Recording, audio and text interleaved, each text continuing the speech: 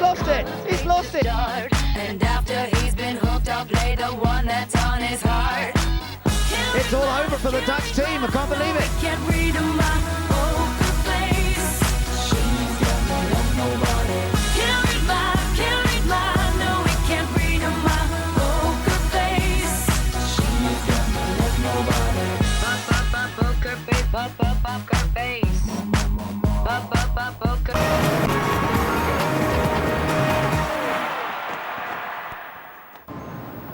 The Vodafone A1GP Algarve taking place in ideal conditions on this fantastic new Portimao circuit, and the guys are on the grid getting ready for this 15-lap encounter. On pole position, of course, it's Tonio Liuzzi, a superb effort in qualifying on his debut, and the former Grand Prix driver really enjoying himself here this weekend. And here alongside him, a former teammate, Robert Dornbos, lines up second on the grid. He's looking for his first win in the series, and he's been pretty quick throughout all of the practice sessions we've seen this weekend. Adam Carroll lining up in third place, and a huge opportunity for Team Ireland to get back into the lead of the series. This is how all of the teams line up then on the grid for the sprint race. Pole position for Team Italy. It's their first ever pole position in A1GP. In fact, it's their first ever front row start. The Netherlands alongside, courtesy of Robert Dornbos. Then on that second row, Adam Carroll has Lebanon's Daniel Murad alongside, and the youngster looking to try and get on the podium. Portugal's Philippe Albuquerque has New Zealand next door. Then it's Germany and South Africa. India and Monaco on row 5. Row 6 has Malaysia and the United States. Great Britain back on row 7 with Brazil. Then Indonesia and Mexico. Australia and France. And then bringing up the rear, China and Switzerland. The grid beginning to move into position then. Up front, Tonio Liuzzi for Italy, and Robert Dornbos of the Netherlands share the front row. Marco Andretti lining into position there for Team USA. He's 12th on the grid in the Andretti Green run machine. He starts 8th later on today. This is Andretti's 5th event. Let's see how he gets on from that mid-pack area. No one has run into this first corner. Of course, Indonesia, I think it is, starting from the pit lane, and of course South Africa having to start from the very back of the field as well. All set to go then. Switzerland at least have one car or two cars behind them in theory at the start of this one. Engine revs begin to rise. Lights out, away we go. Good start from both front row men. Tonio Liuzzi, his first ever start, and here comes Dornbos. Dornbos squeezes, and he's through. Robert Dornbos takes the lead from the inside position. Second place on the grid. Ireland cleanly into third place, and Portugal, a good start from Albuquerque. He's up to fourth position. Yes, with Daniel Murad lost that fourth place start, so Albuquerque managing to get up into the collision between New Zealand and rode over the rear, the front wheel and the rear wheel, so they're out and turn 4, and that car's beached, and we're going to have a safety car, I suspect. I think that was contact with Daniel Murad of Lebanon, I think, but we'll have to check the replays. Out in front, look at Dornbos steaming away out. Throw it off. We've got another incident down at the hairpin. We're trying to pick out who that is. And the left rear wheel is detached. Germany. And it might have been Brazil that he tangled with. It's Andre Lotterer, and he's out on his debut. What a disappointment. Surely we're going to see safety car out here. It's standing by at the moment, but Dornbos is race leader, and he's getting away from these guys. Second place, the pole man, is Tonio Liuzzi. Safety car has been scrambled, and they will have to slow down and follow the safety car after drama on the opening lap. Well, a very assertive start from Robert Dornbos. He was put under pressure because he was being squeezed by Liuzzi from that pole position. There we see New Zealand out of their car. Whether that contact, we couldn't see it. We'll get a replay, but here's more concerning the German car. The left rear wheel in that tangle has become detached from the suspension, and two cars out in the space of half a lap. Well, let's take a look at some replays here, John. New Zealand versus Lebanon first here. Yeah, I mean, it's to me, Lebanon weren't doing anything wrong. It looked like New Zealand was trying to come across the track to get himself a better line. Watch again, this is the run down into turn 5. Where's that contact with Germany? Oh, Germany tried to go around the outside, but actually the car ahead, now I'm just trying to see again who that was, he sort of ran wide through the hairpin and completely ran out of space. So it wasn't Brazil. No, it may have been Monaco, I don't know. May have been Monaco, we'll check that again. But just running out. Monaco were further ahead there. Poor old Germany, and nowhere to go, and contact was made. Switzerland have gained a bit from all of this. Neil Yarni's come round in 13th position after starting at the very back of the grid. So there is still a prospect that Switzerland could get in the points. Let's get some news from the pits. Diana, what can you tell us? Just at the New Zealand garage, and just asked the guys what they thought, and they felt that Earl possibly moved over just a bit too quickly, and that's why that incident sort of caught them out. Okay, yeah, that's sort of how we were reading it.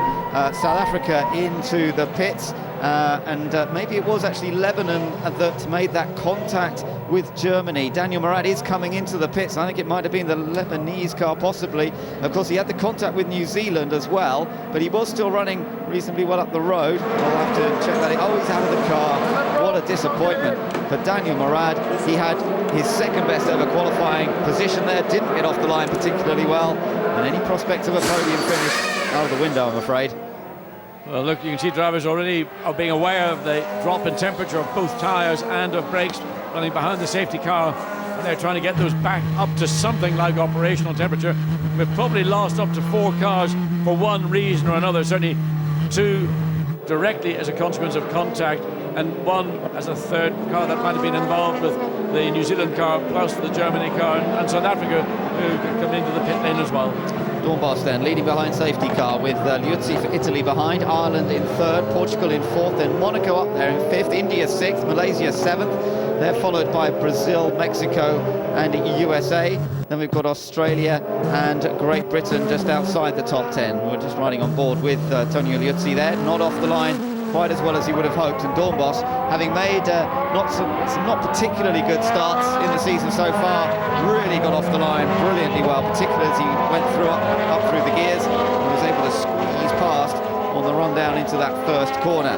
So Dornbos had control there, but now they're just all following the safety car. Let's go and find out what we can about the first lap and the incidents that happened there as Hinch talks to Daniel Morad of Lebanon. Daniel, it was a great qualifying effort, but it certainly didn't turn out the way you wanted it in the race. Definitely not. I don't even know what to say. We have so many guests here, and we had such a good qualifying effort, and it's a shame it ended like that. I did everything I could. I just wanted to make a clean first lap, and I saw Portugal on the outside of me, so I let him go. All I wanted to do was finish the first lap and get the race underway. And New Zealand tried getting me on the outside of turn 3. And it was fair enough. He made the move and he stuck it. But then I gave him tons of room on the exit, and I was on the complete outside of the track, and he just kind of turned into my front wheel, trying to get a good turn into turn 4. But after that, it just went downhill. The front left wheel was broken, and Germany tried passing me on the outside, and I couldn't do anything. I just pushed right into him. So it's just a really disappointing first race for us. Well, we saw you come back in the sprint, the feature race rather, in Kailami, so hopefully you can get a good result there this afternoon. Yeah, hopefully we can get the car ready for the feature race and have a good result.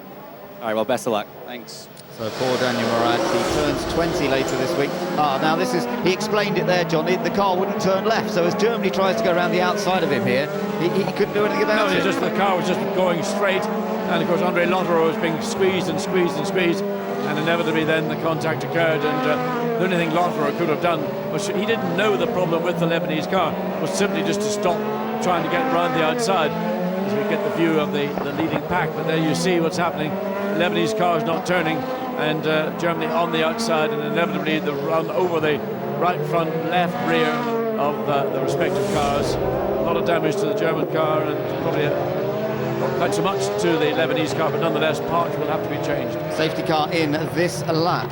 Let's just quickly get some news on South Africa from Diana.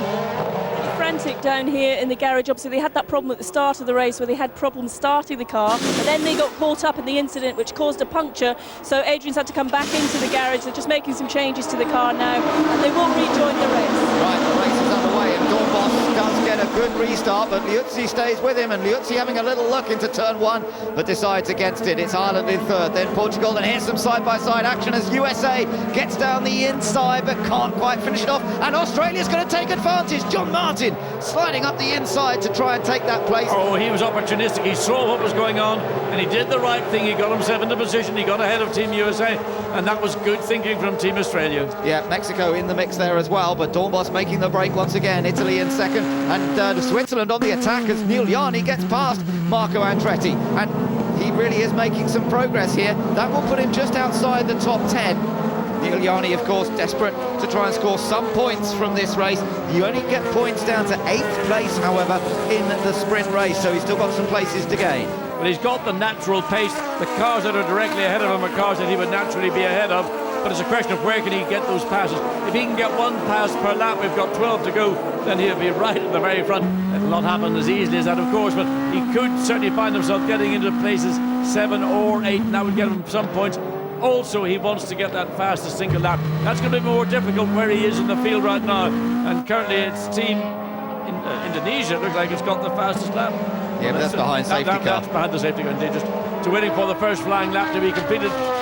Robert Dornbos just out on his own, pace way ahead of anybody else. Well, it's what we've seen all weekend from Dornbos. He's absolutely in scintillating form here, and the Italian car, though it got pole position for this race, remember it was using power boost, and if we looked at his performance in the second qualifying without power boost, he was 10th. So you have to say the Italian car probably is not quite as quick yet with Liuzzi as some of the guys who are stacking up behind him. Yeah, you can see now that Ireland, Portugal, India and Monaco in 5th place, India in 6th place, they're all backing up behind Liuzzi. Now, I don't know how many consecutive laps Team Italy with Antonio Liuzzi they got to do over the 2 days of practice and qualifying. I suspect not a huge number. So this is going to be new territory for Liuzzi, particularly in a race car that doesn't have power steering. No, it's going to be tough. There's Dan Clark for Great Britain. He's done in 13th position at the moment. Pit window has opened up now because we've had 4 laps completed and it's open for 4 laps. Who's going to come in first? Normally you'd expect to be in as quickly as possible for track position, and the Dutch team getting ready for Dornbos, who's managed to open up a useful advantage. It was 2.4 seconds last time around. It's more than that already. Oh, he's just pulling away by the corner. He's got a pace that nobody really has shown in out pace terms. I forget about what happens in qualifying in this sprint race, because Liuzzi did use that power boost and the Netherlands didn't. The Netherlands thought they had the job all tied up, but they were beaten by 0.5 of a second. That was the consequence of power boost for Team Italy. Now here we go then, the Dutch car coming into the pits. Remember, they won the sprint race last time out in the hands of Jeroen Blekemolen at Kyalami. He gets on the brakes hard, makes sure that he's not over the 60 kilometers per hour speed limit, but other cars are staying out there. So Italy takes the lead, Ireland moves into 2nd place, Monaco in, India to the pits as well, and so is Team Brazil, Great Britain in the background. So it's a busy pit lane. And the Team Great Britain actually got ahead of Team USA on that last lap. Okay, so change position there on track. Is it complete? What are we waiting for? The pit lane to be clear. They're very careful to get him out. They weren't going to wave him out in front of Great Britain there. And Great Britain now heading down to their where they get the wheels changed to Brazil. Ooh, he's hit the wheel of the blocks of the China car, which goes flying down the road. That was the wheel that was due to be put on the China car. You can see as Brazil pulled out at the same time, one of the engineers from Team China ran out behind the car, and that was not the fault of Brazil. They had no option, they couldn't do anything, and the engineer running out with the wheel just caught the front wheel of the Brazil car up in the air. Watch again. The car's moving out, the engineer's running out, catches, it's the rear wheel of the Brazil car. Fortunately, we believe the engineer is okay, but that will have snatched the wheel out of his hands so quickly, he'll wonder what would have happened. Yeah, well, Brazil was already moving, so you can't blame Guimarães. He'd already started to leave the pit before the guy ran out across him, so unfortunately, but hopefully no one injured in that. So Italy lead the race, not into the pits yet. Ireland in 2nd place. They would have liked to have seen Italy go in, I think, because really Adam Carroll needs some clear air. He's potentially, I think, a lot quicker at this stage of the race than Antonio Liuzzi. Who's going to come in this time? They both come in. Well, I think it was inevitable Ireland was going to come in, because with the Netherlands they worked together, so one would come in before the other. It was the Netherlands first in, now it's Ireland in, and they will hope to get one of their stunning pit stops to enable them to overtake Italy in the pit lane. That will be their key move right now. Yeah, let's see how the Italian team gets on. They've not really been in a podium finishing position for a long time. Will they get the pit stop done cleanly? As you say, Team Ireland one of the fastest. We've got Portugal there as well. Now here we go, Portugal, and Ireland does sweep out ahead. Now where is Italy? Wait for Italy to come out a bit further down the pit lane. And now he's lost it. He's lost both to Ireland and to Portugal. Yes, I mean, I think it was inevitable that Team Italy maybe not as polished in the pit lane as certainly Ireland and Portugal are. I was actually concerned. I thought that Portugal has done a really good job in that pit stop and might just get ahead of Ireland, but not the case. So there is the situation. Dornbos and Netherlands come through in 1st place effectively, not necessarily on the road. It's still waiting for this to be updated. But what it effectively means, John, is that the host nation now on for a podium finish, and that's going to be great for Albuquerque. It's Tonio Liuzzi who's dropped back a position or two positions to be exact. Monaco right behind him and using the AstroTurf there out of turn 4. And then, well, Monaco just having a little sniff down the inside into turn 5. Clivio Piccioni came in a lap earlier than Team Italy, so their tyres are up to temperature. Liuzzi, again, feeling the car, getting an idea of what it's like having put on a fresh set of tyres. Back up to speed now sufficiently as they come up into turn 8. So that danger from Monaco, which existed up to this point, probably now he's feeling a bit more safely. Now, Switzerland. Yeah, they've stayed out, obviously, looking to try and use this time of pit stops. They're going to go to the last moment, which I think will be next time around before they make their pit stop. Clever tactics from Team Switzerland, and also they'll all trying to get that fastest lap, so they'll try and get it after the pit stop, put a good set of tyres on, put him into clear air, and he may well be able to pick up some places as well. Well, the fastest lap is to the Netherlands, 1:32.232. The last lap from Switzerland, 1:34.4, so over 2 seconds difference, and that's because Switzerland's running in traffic. The Netherlands have had clear racetrack, and again the gap being stretched in the space of 1 lap with Netherlands and Team Ireland. So when they've all made their stop, Netherlands will effectively be in the lead again. Good battle going on behind us. Italy, then India's got past Monaco. So I don't know what happened there, because Monaco was the one chasing Tonio Liuzzi, and Clivio Piccioni's actually been passed by Narain Karthikeyan in the blue India car. This might be one of Narain's blue days, when everything, blue day, when everything goes well, because he has made progress and he has got past traffic, and he did it along through coming to turn 16 onto the main straight. There we are. He just carried more speed, and he also, was he on power boost? Can't tell at this moment. He may well have used power boost to get past the Monaco car, that additional 60 horsepower. 4 shots of it in the sprint race.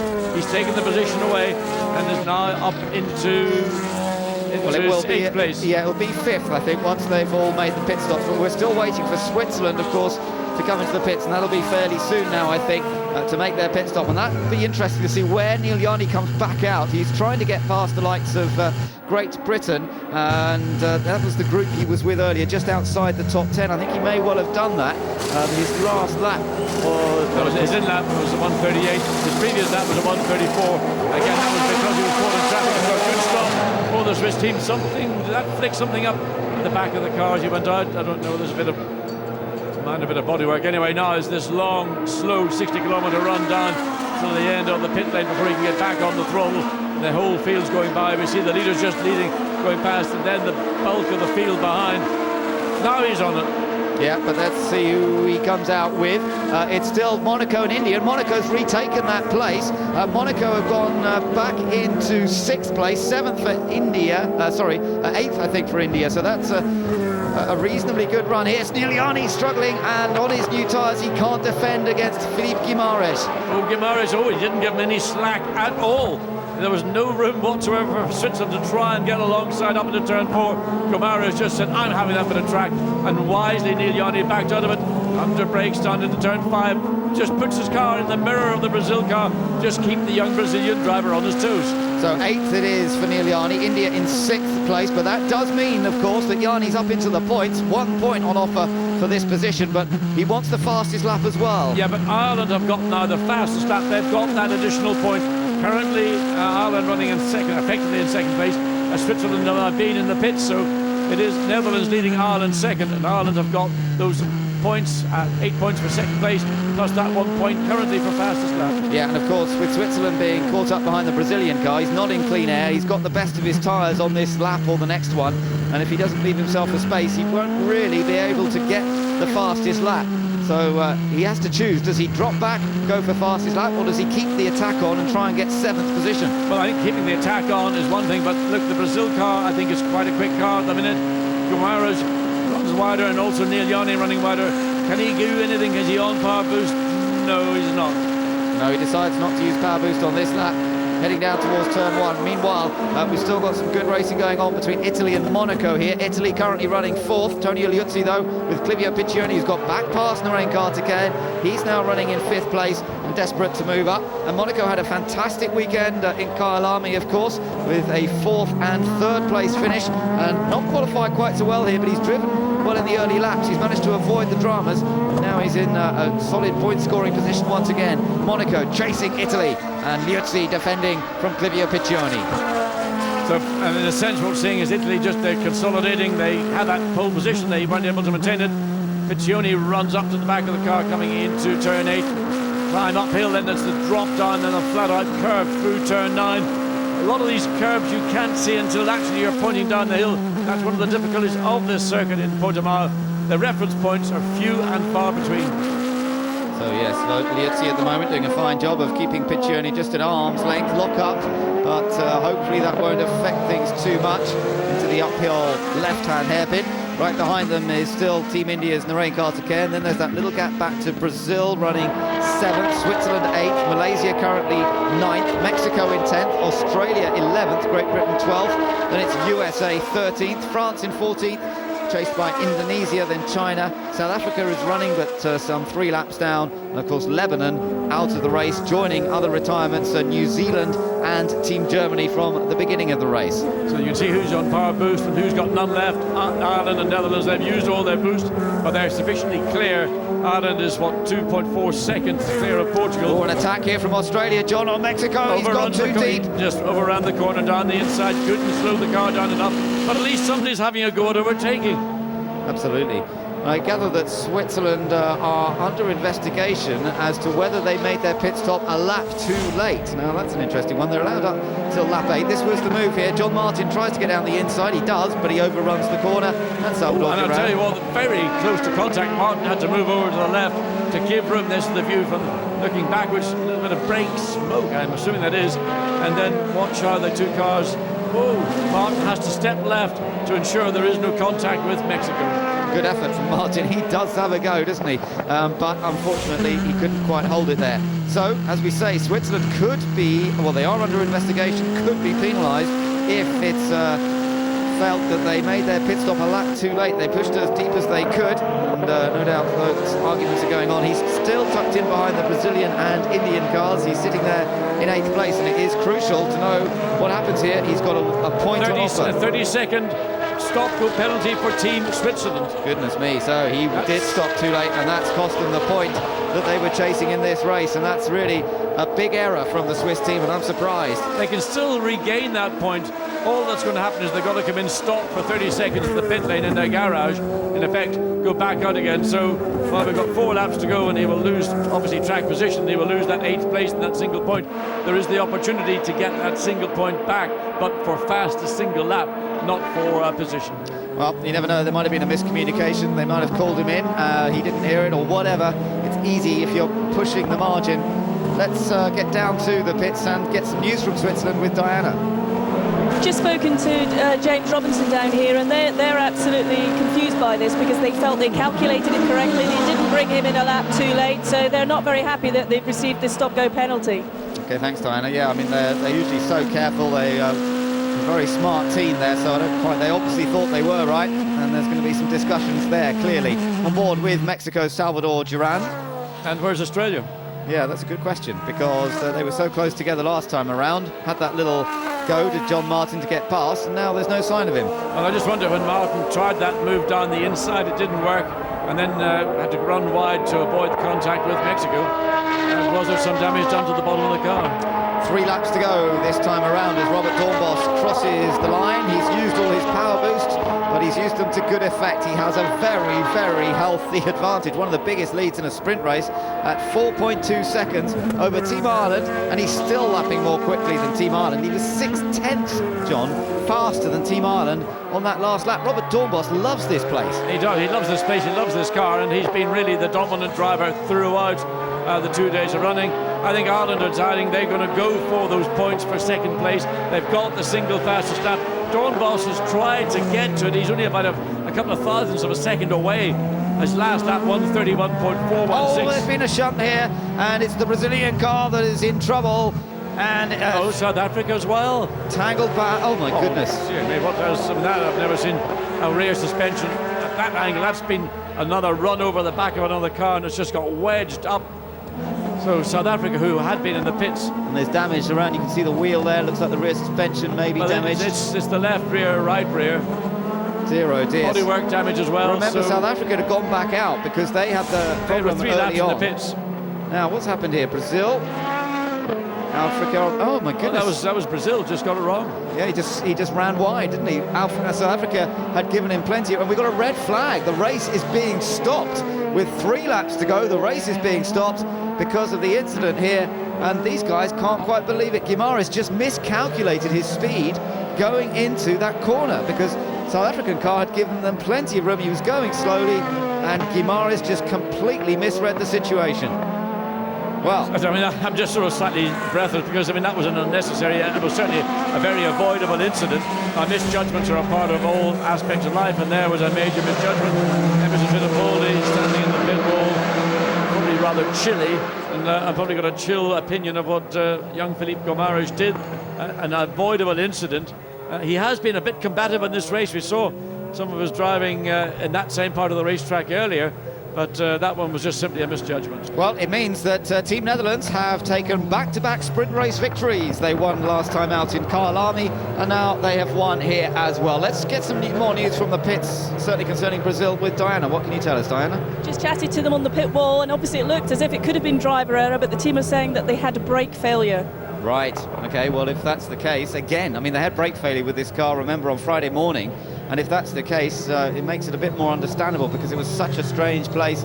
He carried too much speed into the corner, and perhaps, again, they've had a problem with the brakes. And I think there may have been an issue with the brakes. I think brake failure is a bit of a broad brush stroke, and I would like to have a little deeper look into the car to see what the problem was. Certainly they can check back through the telemetry. We see Team GBR coming back slowly also, and has that car got a slight odd look about it, or is it just the camera angle accentuating the setup of the car? It's going very slowly, which is a bit odd, although everybody... Well, of course, everybody under red flag Yes. is required to come back literally at a walking pace, and Dan Clark's pace certainly is pedestrian. Yeah, well, there's only 3 laps to go, though. I'm sure they'll classify this as the result. Now the question is, did Switzerland have time to go into the pit lane to serve that 30-second penalty for the infringement, which the Swiss team would like to dispute?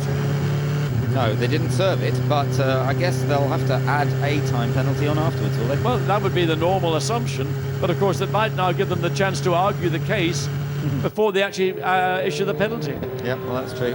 And there is our winner then. So under slightly strange circumstances because it's under a red flag, but it's Robert Doornbos who's taken his first ever win in A1GP and what will be his final meeting in this category for this season anyway. He has certainly come good because totally dominant throughout that race. A brilliant start, squeezed ahead of the Italian car, sat behind the safety car then for a lap or two and then came through to take victory. Doornbos has done it, and the Netherlands, you know, are still a factor in the overall championship, 4th in the points coming into this event. Ireland have finished second though, and they will have gained the advantage and retaken the lead in the points table. But the Netherlands will have closed up a little bit. Portugal also scored well. Switzerland, of course, as we know, not scoring well at all here. And there is Adam Carroll.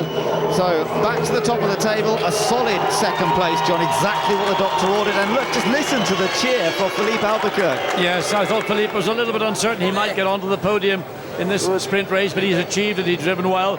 Adam Carroll has gone for the points, plus that single point for fastest lap. So he's laughing. He's now got a 6-point advantage over Team Switzerland. Well, the South African car getting on the flatbed there. They're going to have some repairs to be done after that incident at the end, the contact with Brazil. But the drivers are up on the podium. And let's hear it for Robert Doornbos. A super drive from him. He does know how to work a crowd. Smart guy out of a car and a smart race driver, as well as being somebody who knows when to be aggressive and to use his strength. And he did so very effectively here this morning. And Adam Carroll well satisfied with second.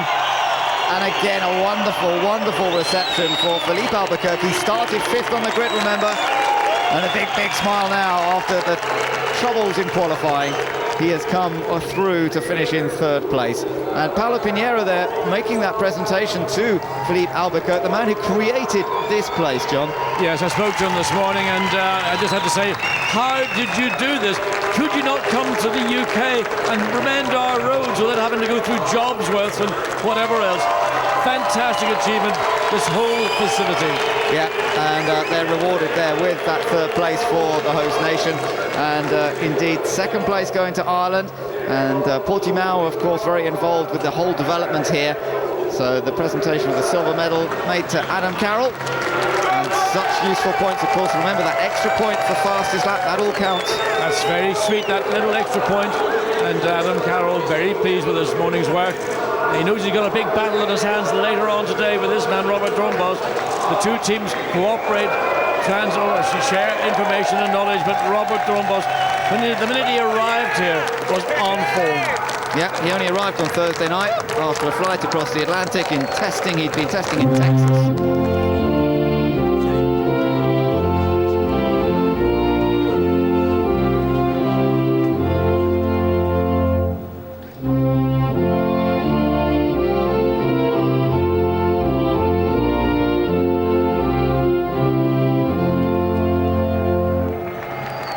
Congratulations to Dornbos. Let's get over to Diana. Robert, many congratulations. A great result for the team, a back-to-back win of sprint race wins for you.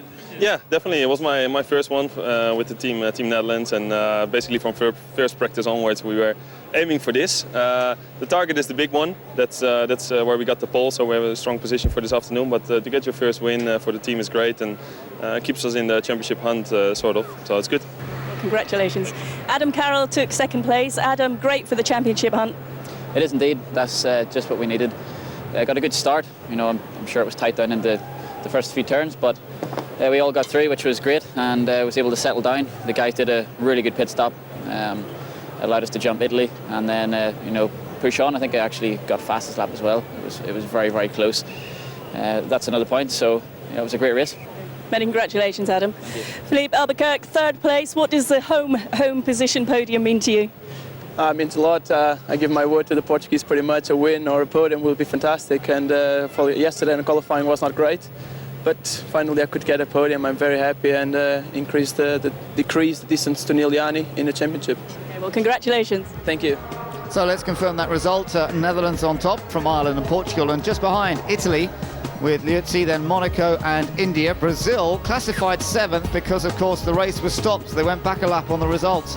Malaysia 8th, Mexico, then Australia, Great Britain, USA and France. And Switzerland given that penalty after the red flag came out for stopping too late in the race. So that's dropped them down to 15th place ahead of China. And then, of course, various cars that had problems earlier on in the race.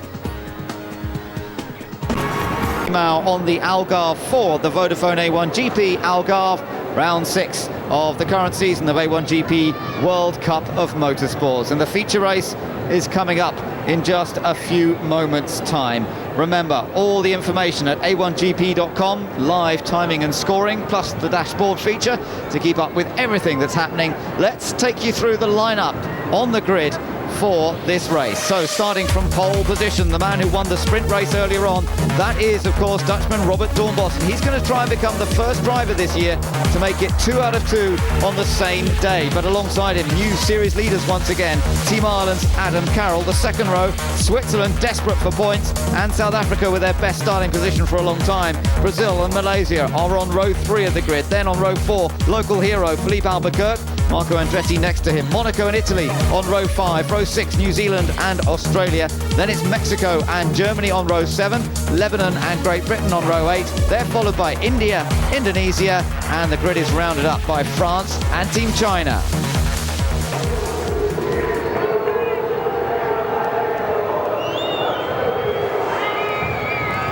And we're now building up to the start of the race and the normal procedures with the anthem of Portugal. Mar nobre povo, nação valente e imortal, levantai hoje de novo o esplendor de Portugal. Entre as brumas da memória, ó pátria, sente-se a voz dos teus egrégios avós, que hão de guiar-te à vitória, às armas, sobre a terra, sobre o mar, às armas,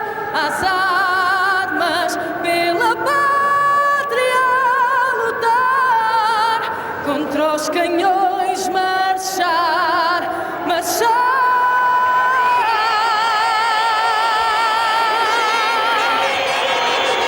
Beautiful rendition of the Portuguese national anthem. Felipe Albuquerque even applauding that from inside the car, and he's getting really buzzed up. You can just see how much energy he's getting from the proceedings and the support from the crowd. Well, yeah, I mean, he's certainly here to give the crowd something to go home and remember a great day out at this wonderful new stadium just outside Portimao.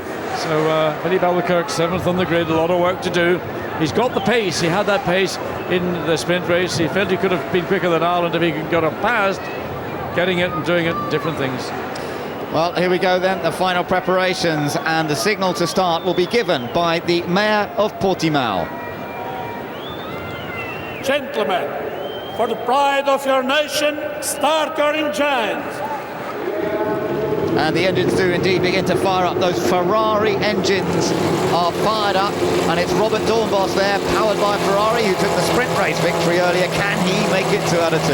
Well, he had a blinding start in the sprint race. He'll want to repeat that. He's on the left-hand side of the track this time. He's got that slight advantage of car length over Team Ireland on the right-hand side of the track, but there didn't appear to be any huge advantage left to right, in my opinion. So whether Dornbos can do an even better start and gain the advantage that he has from his pole position, well, that's his aim. But Adam Carroll knows he's only got to follow that car through turn 1, and then his opportunity will come most likely during the round of pit stops. The gap on the grid is where Brazil ought to have been. They should have been 5th on the grid, but remember, the car damaged too badly. The crash structure at the back of the car was actually damaged, and unfortunately unable to repair it. And you're just pointing out, John, yes, it's giving Portugal a gap to go for. Yes, it does. That's an advantage for Portugal, which is for them another Portuguese language. So, you know, they're happy to take it. Away they go on the formation lap then, and let's just hope they get away cleanly. There was a problem for South Africa at the start of the sprint race, but I think they're all away cleanly.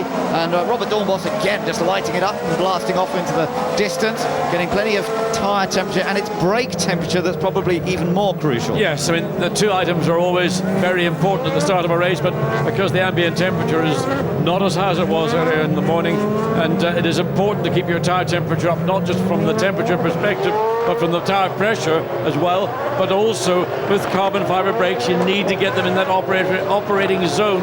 Otherwise, you can have imbalance between front and rear brakes. You don't need to do that at the start of any race.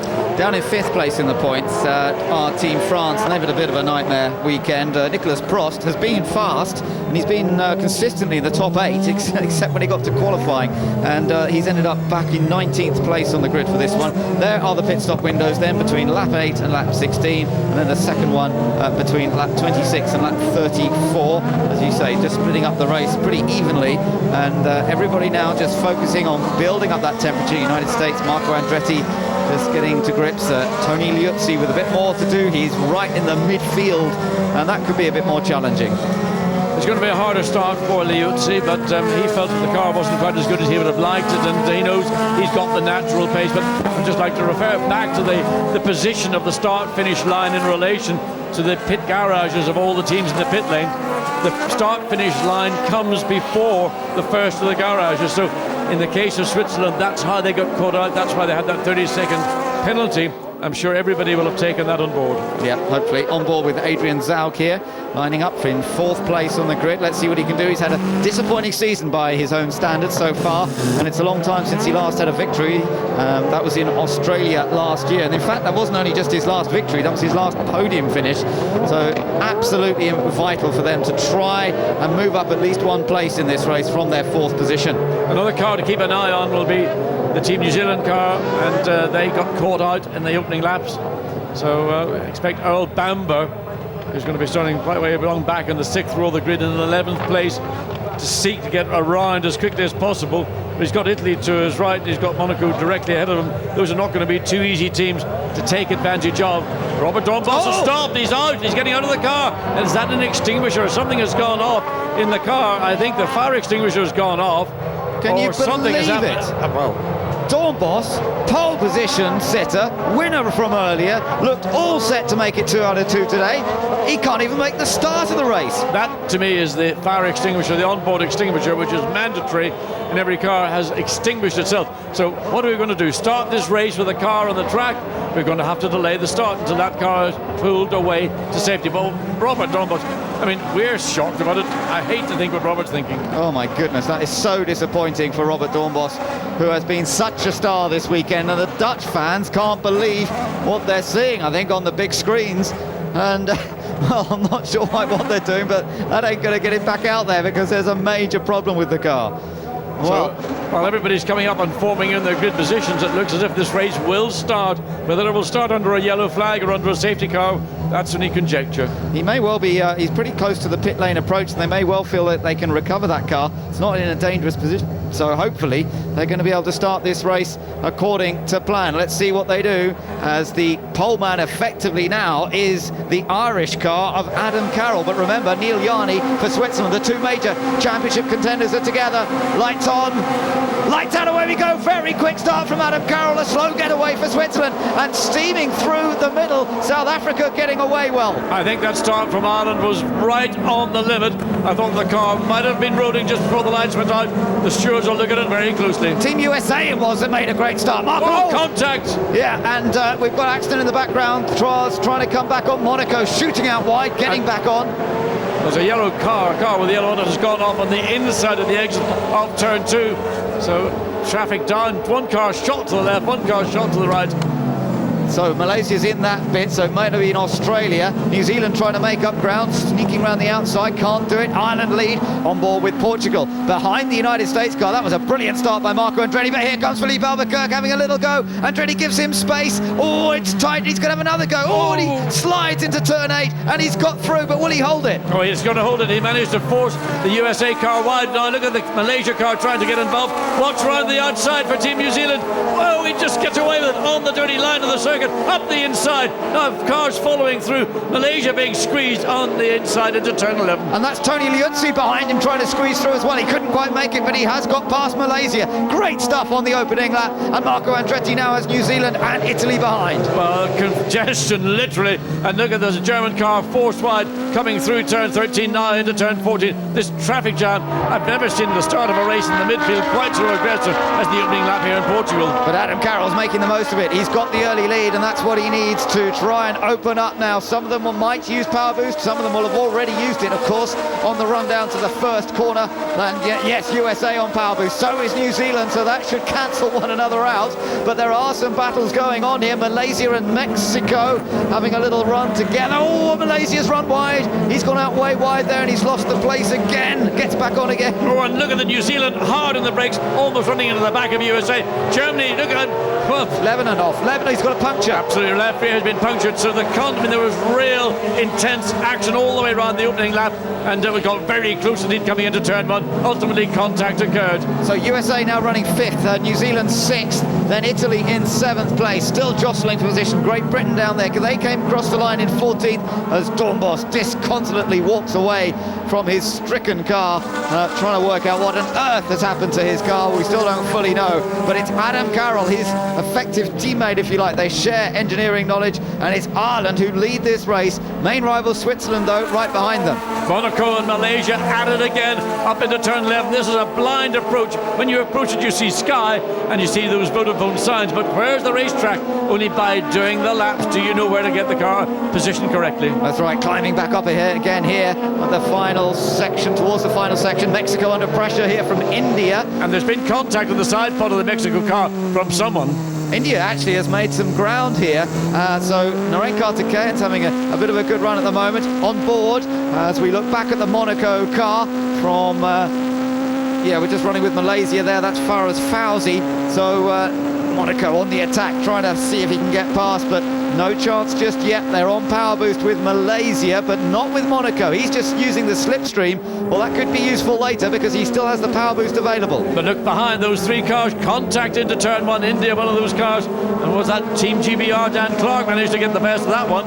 Yeah, Dan Clark's got past India. That's put him into 11th place now. And still tucked in there is Germany's Andre Lotterer.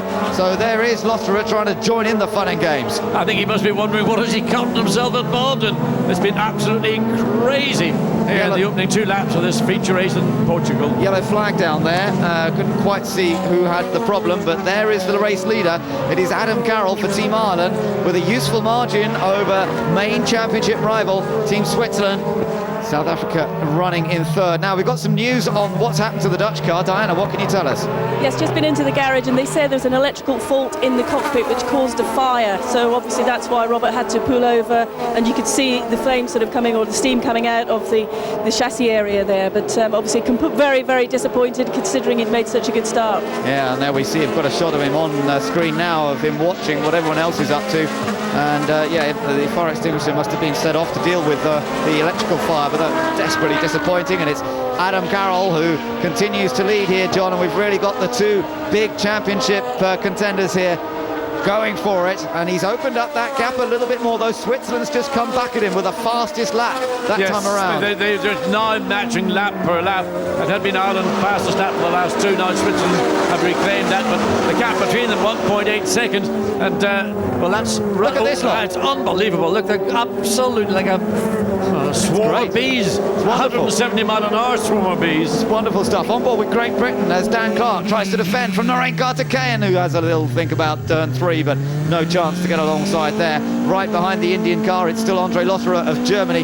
He's getting, as you say, a pretty wild introduction to A1GP motor racing, and it's proving to be pretty exciting on this fantastic roller coaster of a circuit. Well, from Malaysia back, Monaco, Mexico, Great Britain, India, Germany, those 6 nations are absolutely hammer and tongs with one another. And of course, with power boost available, and they get a good 2 out of turn 16, there's going to be lots of action coming into turn 1. Into turn 8 now. They climb up the hill here, see only sky, and then back over another rise down the other side through the flat out left-hander. Tricky area coming up as to where to brake. Now the race is just beginning to settle in and people beginning to find their rhythm. Lotterer closing up to the back of the Indian car, the blue car once again, but not quite close enough to challenge. Well, the whole train of cars is being led by the Malaysia car. Challenge again to GBR. They took that position away from India just over a lap ago.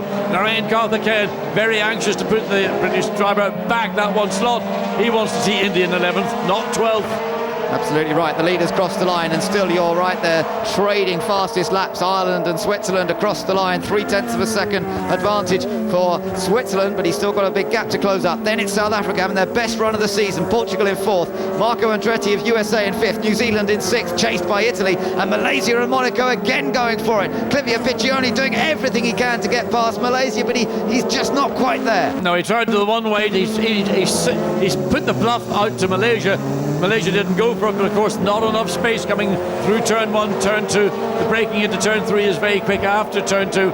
So if you haven't got alongside, you can't make the dive down to force the issue. We're going to take another look at the start, and one of the ones to really watch out for was Marco Andretti. He, I think, made a pretty stunning start. Oh, he's jumped the start, I suspect, as well. I mean, he certainly looked to be rolling before the lights went out, and I had a sense that maybe Ireland were right on the limit as well.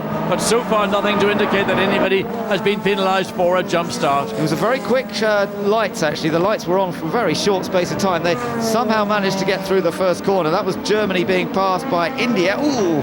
And he just managed to... Oh, and that was the contact with Lebanon, yes. Lebanon off, and I'm not sure if... No, I think he's stopped as Lebanon.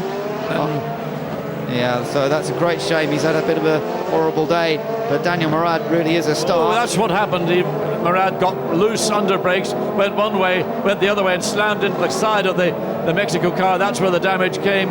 There you see the biff, and that's where the tire mark on the right-hand side part of the Mexican car came from.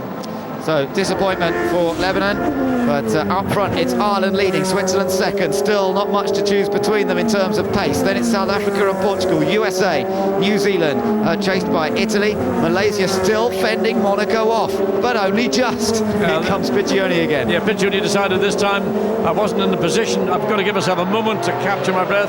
Now there's a little driving error, fractionally getting the wheel off the track. That gives Clivio Piccioni hope that he is putting pressure on Faris Fawzi, but the best chance he's going to have now is up into turn 5, but he's not close enough to dive down the inside. No, you've really got to be tight to the gearbox of the car ahead to have a run into the turn 5.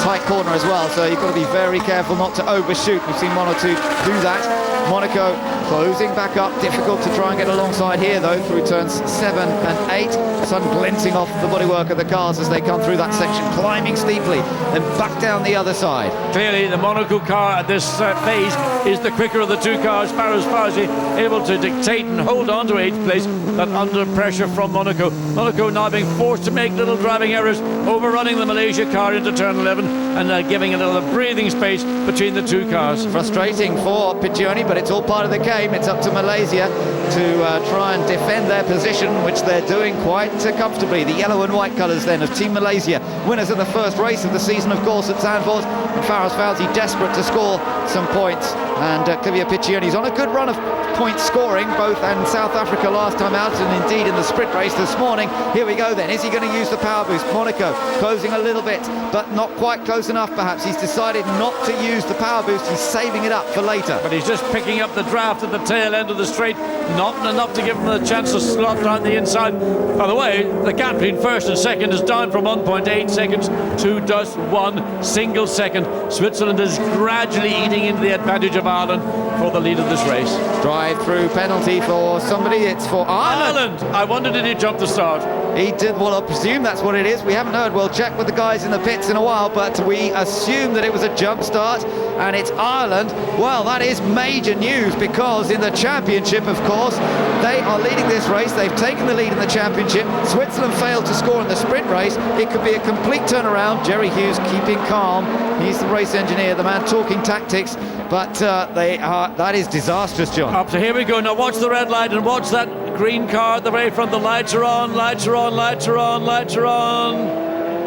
Does Ireland? Well, I think the lights were out of sync with the grid in this particular one. I thought when the lights went out, the Ireland car had anticipated it, and we saw the same with the USA car. But of course, I think, to me, on the original start, as we called it, I called that fractionally a jump start. Well, that has huge significance for the series, because it means that Switzerland have a big opportunity here. Now, I'm sure that Yanni's been told that it might mean that he'll back it off a little bit. And indeed, this time around, he's been consistently quicker than Adam Carroll over the last couple of laps. Now that's changed. Adam is suddenly firing in the faster lap, and Yanni's just backed it off a fraction to look after the car. Well, here they've been advised by the team, don't push at the minute, because Ireland is going to have to drive through. That's the equivalent of a 30-second addition to your lap time, and 30 seconds is going to put you virtually to the tail of the field. Diana, what can you tell us? Have we got any news on Ireland? Well, they're absolutely amazed. They just watched that replay and were quite convinced that the lights were changed before Adam moved. Dave O'Neill, the team manager, has just run off the pit wall and is on his way down to see the stewards to discuss that one. Thank you. Well, that would have been an interesting conversation, but unfortunately they don't allow camera in the stewards' room, so we won't be able to see what's going on. No, he's actually talking to the starter. Peter Rich is there, the technical delegate as well. He looks pretty disinterested to me. Yeah, body language says it all, doesn't it? Yep. Well, there is the battle between the leaders at the moment, but of course they will have to do that drive-through penalty, and indeed Team Netherlands under investigation, but I don't quite know why that is. I'm assuming it's because the car was pulled off on the formation lap. Maybe something has occurred that we're not aware of, but clearly whatever the problem was, the extinguisher did go off, and Robert Dornbos had to jettison the car pretty quickly, because those extinguisher coolant, the fluid in them is very, very cold indeed. 8 laps have just been completed. That means the pit stop window will be open next time around. Mark Gallagher in the huddle there as they all try and absorb this information.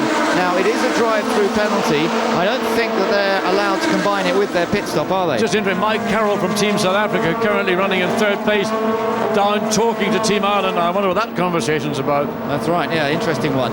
So, 34 laps to go. There's still plenty of time in this race, and of course what they need is to try and get out as far as possible so that when they've done the drive-through, they can still have a chance of scoring some points. Anything's possible, and Team USA getting ready. Quick team, the Andretti Green team on the pit stops normally. And remember, Marco Andretti's running 5th at the moment. Good chance of scoring useful points here today for the American team, as Switzerland suddenly, after all the problems they've suffered this weekend, a car that stopped on them in qualifying, then a penalty in the sprint race, suddenly things may be turning around. Well, you had bad luck, and then suddenly your luck swaps around 180 degrees, and here they are potentially leading this race. Ireland still having to receive their drive-through penalty, but the pit stop window is now open.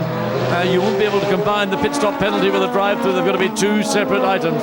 Now, this is clever driving by Felipe Albuquerque of Portugal, because he knows the pit stops are coming up. He's suddenly really put in a big effort, and he has closed up to the back of the South African car. Adrian Zhao for South Africa, under pressure there from the green and red Portuguese car, driven by the local hero Felipe Albuquerque. And with the pit stops coming up, it is crucial to be that close to your main rivals. Are any of these guys going to stop? Yes. Both are in the pit lane, 3 of them. Andretti for Team USA as well. So 3rd, 4th and 5th, and Ireland doing the drive-through before they do their pit stop for tyres. Yes, it looks like it. So Adam Carroll will presumably, it feels horrible going through. He can't believe it. There's gesticulations going on, but they have to serve the penalty. Now, here we go. Portugal were massively fast with the pit stop in that sprint race. Can they repeat that again here? And there's a wheel going errant. And it's the battle with South Africa, but no, he can't. They don't gain the place. South Africa do a very effective stop there, and they managed to get Zaug out ahead again. Yes, and the pace of these 2 cars have been virtually identical. It may be that Portugal is slightly quicker because they ran, caught the hose of the Malaysia car going out of the pits. So that was just another moment of concern in the pit lane. We've seen what happened, and as we get Malaysia again coming straight across the front of another car coming down the pit lane, was that Dan Clark and Team GBR. And I think Tony Liuzzi's sort of gained a bit of an advantage through that, just a little bit. Well, it was a reasonable stop anyway. It certainly hadn't lost anything. The question, of course, will be on Monaco and Malaysia. What was this? Germany. Oh, and following as Team GBR, I think. Yeah, just that looked like a 360 spin, so it didn't look as though it's caused any other further problem. Take another look at it. Yep, it was Dan Clark. Well, he certainly nailed the throttle to get the car pointing back in the correct direction, and left half the rubber on his tyres on the racetrack. Well, he's got it going, and in comes Switzerland. So, interestingly, he's only stayed out for 1 lap there longer than Ireland, because, of course, Ireland have done their drive-through penalty now, and Switzerland, in theory, should have a pretty comfortable lead over the others. A few others have not come in yet. New Zealand now move into 2nd, which will in fact be the lead, because New Zealand have not yet made their pit stop, and they've also used some power boost. Yes, that's a brand new set of tyres going on to the Swiss car. They had lots of rubber remaining, having suffered through the qualifying segments, only getting out in the final one to record a time for their 3rd position on the grid. So Switzerland on their way back out. Number of other cars that haven't stopped yet, Monaco included, and of course Monaco desperately trying to put in a few quick laps to get ahead of Malaysia after the pit stops have been completed. France and Australia just went past almost side by side. Now Ireland can change their tyres. Adam's got a tough afternoon ahead of him now. Yes, but he's got a fresh set of tyres on, and Germany pulls out just ahead of Team Ireland as they come down the pit lane. Side by side, South Africa! Portugal and USA. It's Portugal staying ahead of USA, but that was very, very close indeed as Marco Andretti goes on the attack here. Very tight, but getting close. Look at that. He almost ran into the back of the Portuguese car, but just about fending him off. Up front, New Zealand lead this race, not having made their pit stop yet. Monaco running in 2nd position. I suspect that Team Portugal will be rather surprised to see the pace of Team USA. That's not something that we've really seen so far this weekend, but this race is a different drive from Marco Andretti. It is. It's a good, strong drive from him. He may well have used power boost heading down the straight that last time, and it nearly got in the chance to get alongside, but he's got Tony Liuzzi behind him. That's what I want to keep an eye on. Well, Liuzzi just got the foot buried in the throttle and kept it there as he tries to see whether he's got enough pace to get past Team USA. Liuzzi's line over the hill there has changed, I notice, from qualifying. He had a quite different line to the others. Now he seems to have adopted the more conventional sort of straight line approach. Here's New Zealand then with this later pit stop, and this is important for Earl Bamber. This is a quick car, you know, and Bamber's been fast. He's just been a bit out of luck this weekend, and if they can work this pit stops, they could indeed move up the order. Well, I spoke to Colin Giltrap after the sprint race, and he was certainly keen to have run boost for qualifying for that sprint race. The team chose not to do it, but there is an opportunity for New Zealand to get strong points here now in the feature race. So let's see where he comes back out. This is crucial. Where does he rejoin? He's going to be ahead of Portugal, and that is a massive, massive gain for New Zealand. Oh, Italy's got past USA. Yeah, I expected that to happen. Nevertheless, Marco Andretti looking to come back, locks up the brakes from Italy. Big, big lock-up. Andretti can get that place back again. Liuzzi stays, he maintains it, but he'll run wide on the exit of turn 4, but not sufficient to allow the US to get back on challenge. Oh, Andretti had a really big opportunity then to snatch it back, but Liuzzi was clever with how he positioned the car, and the American couldn't do it. So the Black Beauty is flying. We thought it might be. Look at the delight down there. Great pit stop again by the guys. They are so fast in the pits. The only trouble is they've got to do it once again this afternoon. Yep, another pit stop later, but John, you know, he's got a chance here of a podium because he's managed to get ahead of the Portuguese car. We're still waiting for Monaco to make a pit stop, and they've just crossed the line. Team Monaco, they're staying out as long as possible here because they want to move back up the order as well. They had that battle with Malaysia going before the pit stop started. Portugal chasing after New Zealand, and then behind them still USA and Italy not far behind. Well, this battle between New Zealand and Portugal is far from over. I think Philippe Albuquerque was slightly caught out by the pace of the New Zealand car out of the pit lane just to ensure he got ahead of Portugal. And now Portugal's got a lot of work to do. The pace of New Zealand, the pace of Portugal, virtually identical, and the gap opening up coming through these final 2 turns. Australia have left pretty late to make a pit stop as well, so we've got a couple of cars, Monaco, Mexico and Australia, top 3 in this race, waiting for them to make the pit stop. And New Zealand consolidating by using power boost to try and drag themselves a little bit further ahead of this battle with Portugal.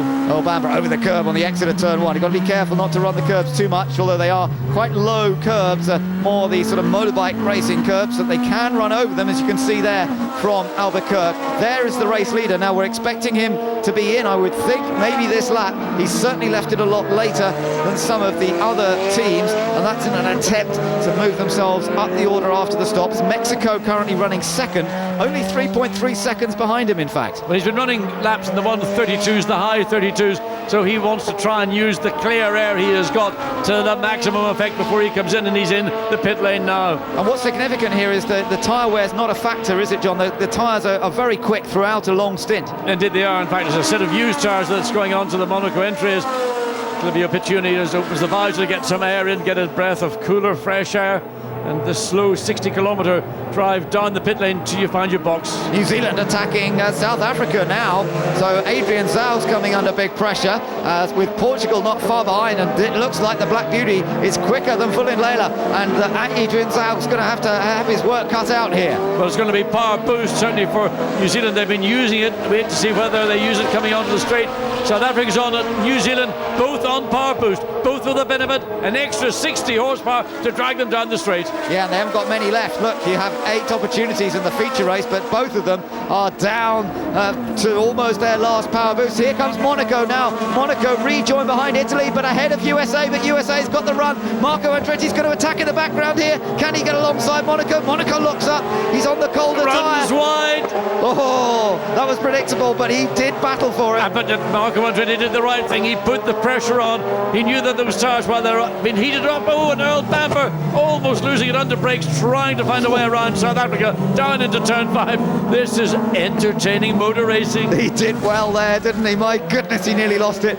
This was Andretti on the attack of Monaco. Monaco go inside, lock up, run wide. Marco says thanks very much. Well, that's what racing's all about. You put your competitor under pressure, you force them to make the error Marker did that brilliantly, and he'll be happy with that little move. Oh, Bamba's the one that's really pushing, and he nearly ran into the back of the South African car just a moment ago, but somehow, lightning reactions, he just managed to save it, and he's still chasing after Adrian Zhao. Not as quick in this stint as he was earlier on. No, but particularly this part of the racetrack, coming through turn 13, he seems not to have the bite. Look how close the New Zealand car is now. He's got to be careful he doesn't overrun the back of the South Africa car on the run down into turns 15 and 16. The two corners we're coming to now, they will be back on their power boost. Much better line for the New Zealand car, carrying more speed through the corner, and consequently at the exit, back on power boost for South Africa, but not New Zealand.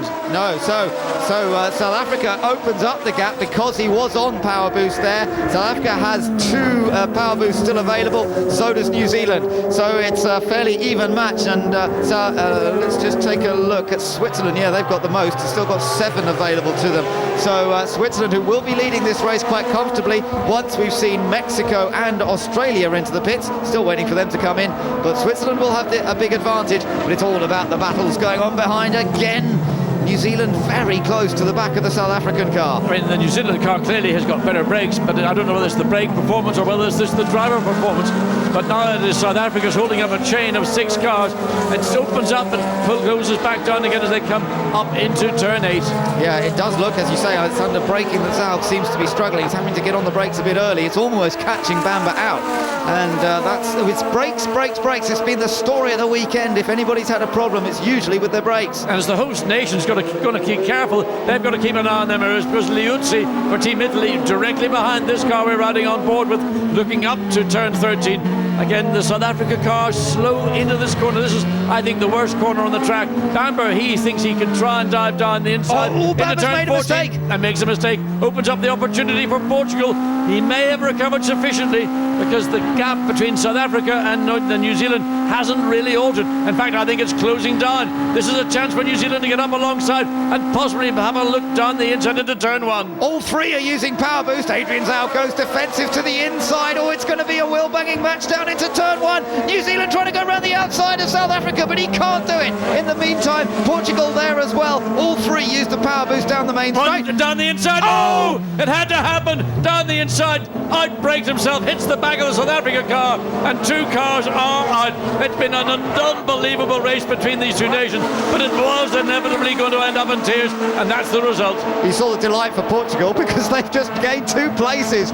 Portugal have moved up 2 places. They're effectively running second in this race now, Team Portugal, and this is now the battle for second, with Italy up there, with Vitantonio Liuzzi a part of all this, which is great on his debut. I wondered if he expected. Look at this, John. Oh, I mean, he was blocked coming down the straight. That was legitimate. Oh, and well, I think South Africa, we think they may have had brake problems, and there was just simply a misjudgment from the part of young Earl Bamber. So combative, so aggressive, pair of drivers, one defending, one attacking, and I think Earl Bamber was just caught out by the early braking, or relative early braking, and I don't think there was anything wrong with what South Africa did.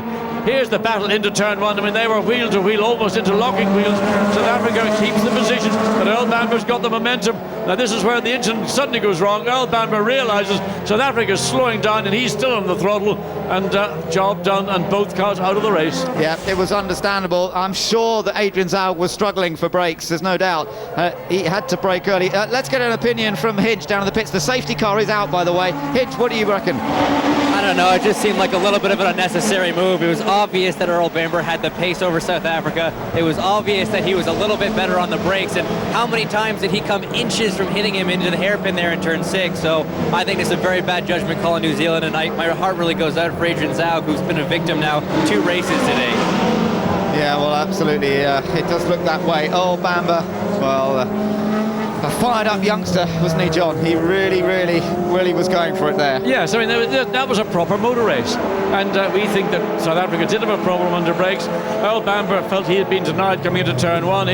The blood was up, as they say. He made an error of judgment, but that error of judgment might have been because of exaggerated because of the situation that South Africa were in, and but at the end of the day, Earl Bamber is the person who has to accept the blame, the liability for 2 cars going out of this race. Well, let's update you now. Because the pit stops have all been made, we can actually sort of get a grip of where everyone is. Switzerland lead, Portugal second, Italy third, USA fourth, for Andretti fifth.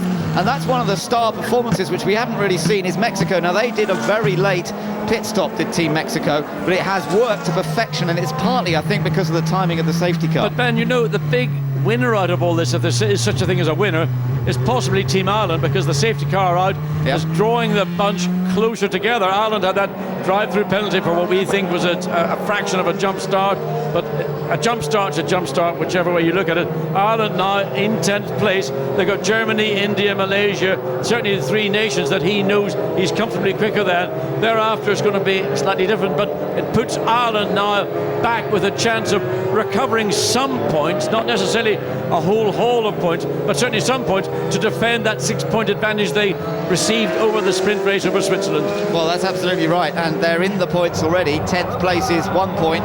Anything more is a bonus, and there's, as you say, every chance he's going to be able to overtake some cars here. So Switzerland, all they can do is focus on trying to win this race, to go back-to-back feature race victories, which would be intriguing. We'd have ended up with same results as we had in Kyalami, but there's still 25 laps to go. There's a second pit stop to go, and I'm sure plenty more dramas to be played out before we get a result here. And Albuquerque, he could be the one to watch for the race victory here, because their pit stops have been superb. Their stated aim always has been, we want to win the feature race at our home circuit. I tell you what, they've got a real chance to do that. Plus they've got people power. This nation, Portugal, has now realised precisely what you're saying, Ben. There's an opportunity not just for a second podium position this afternoon, but the chance, a real chance of victory. It may come in the pit lane, but it doesn't matter if victories are victories. Dan Clark in the lineup there, he's in 15th place. Let's get some reaction on that incident and some explanations perhaps from the man who looks after things for Team South Africa, Mike Carroll. Mike, what's your take on that incident? Well, I think it's clear what happened. You could see clearly on television that Earl lost control behind Adrian. You know, very disappointing for us. We were in 2nd place and it was looking good.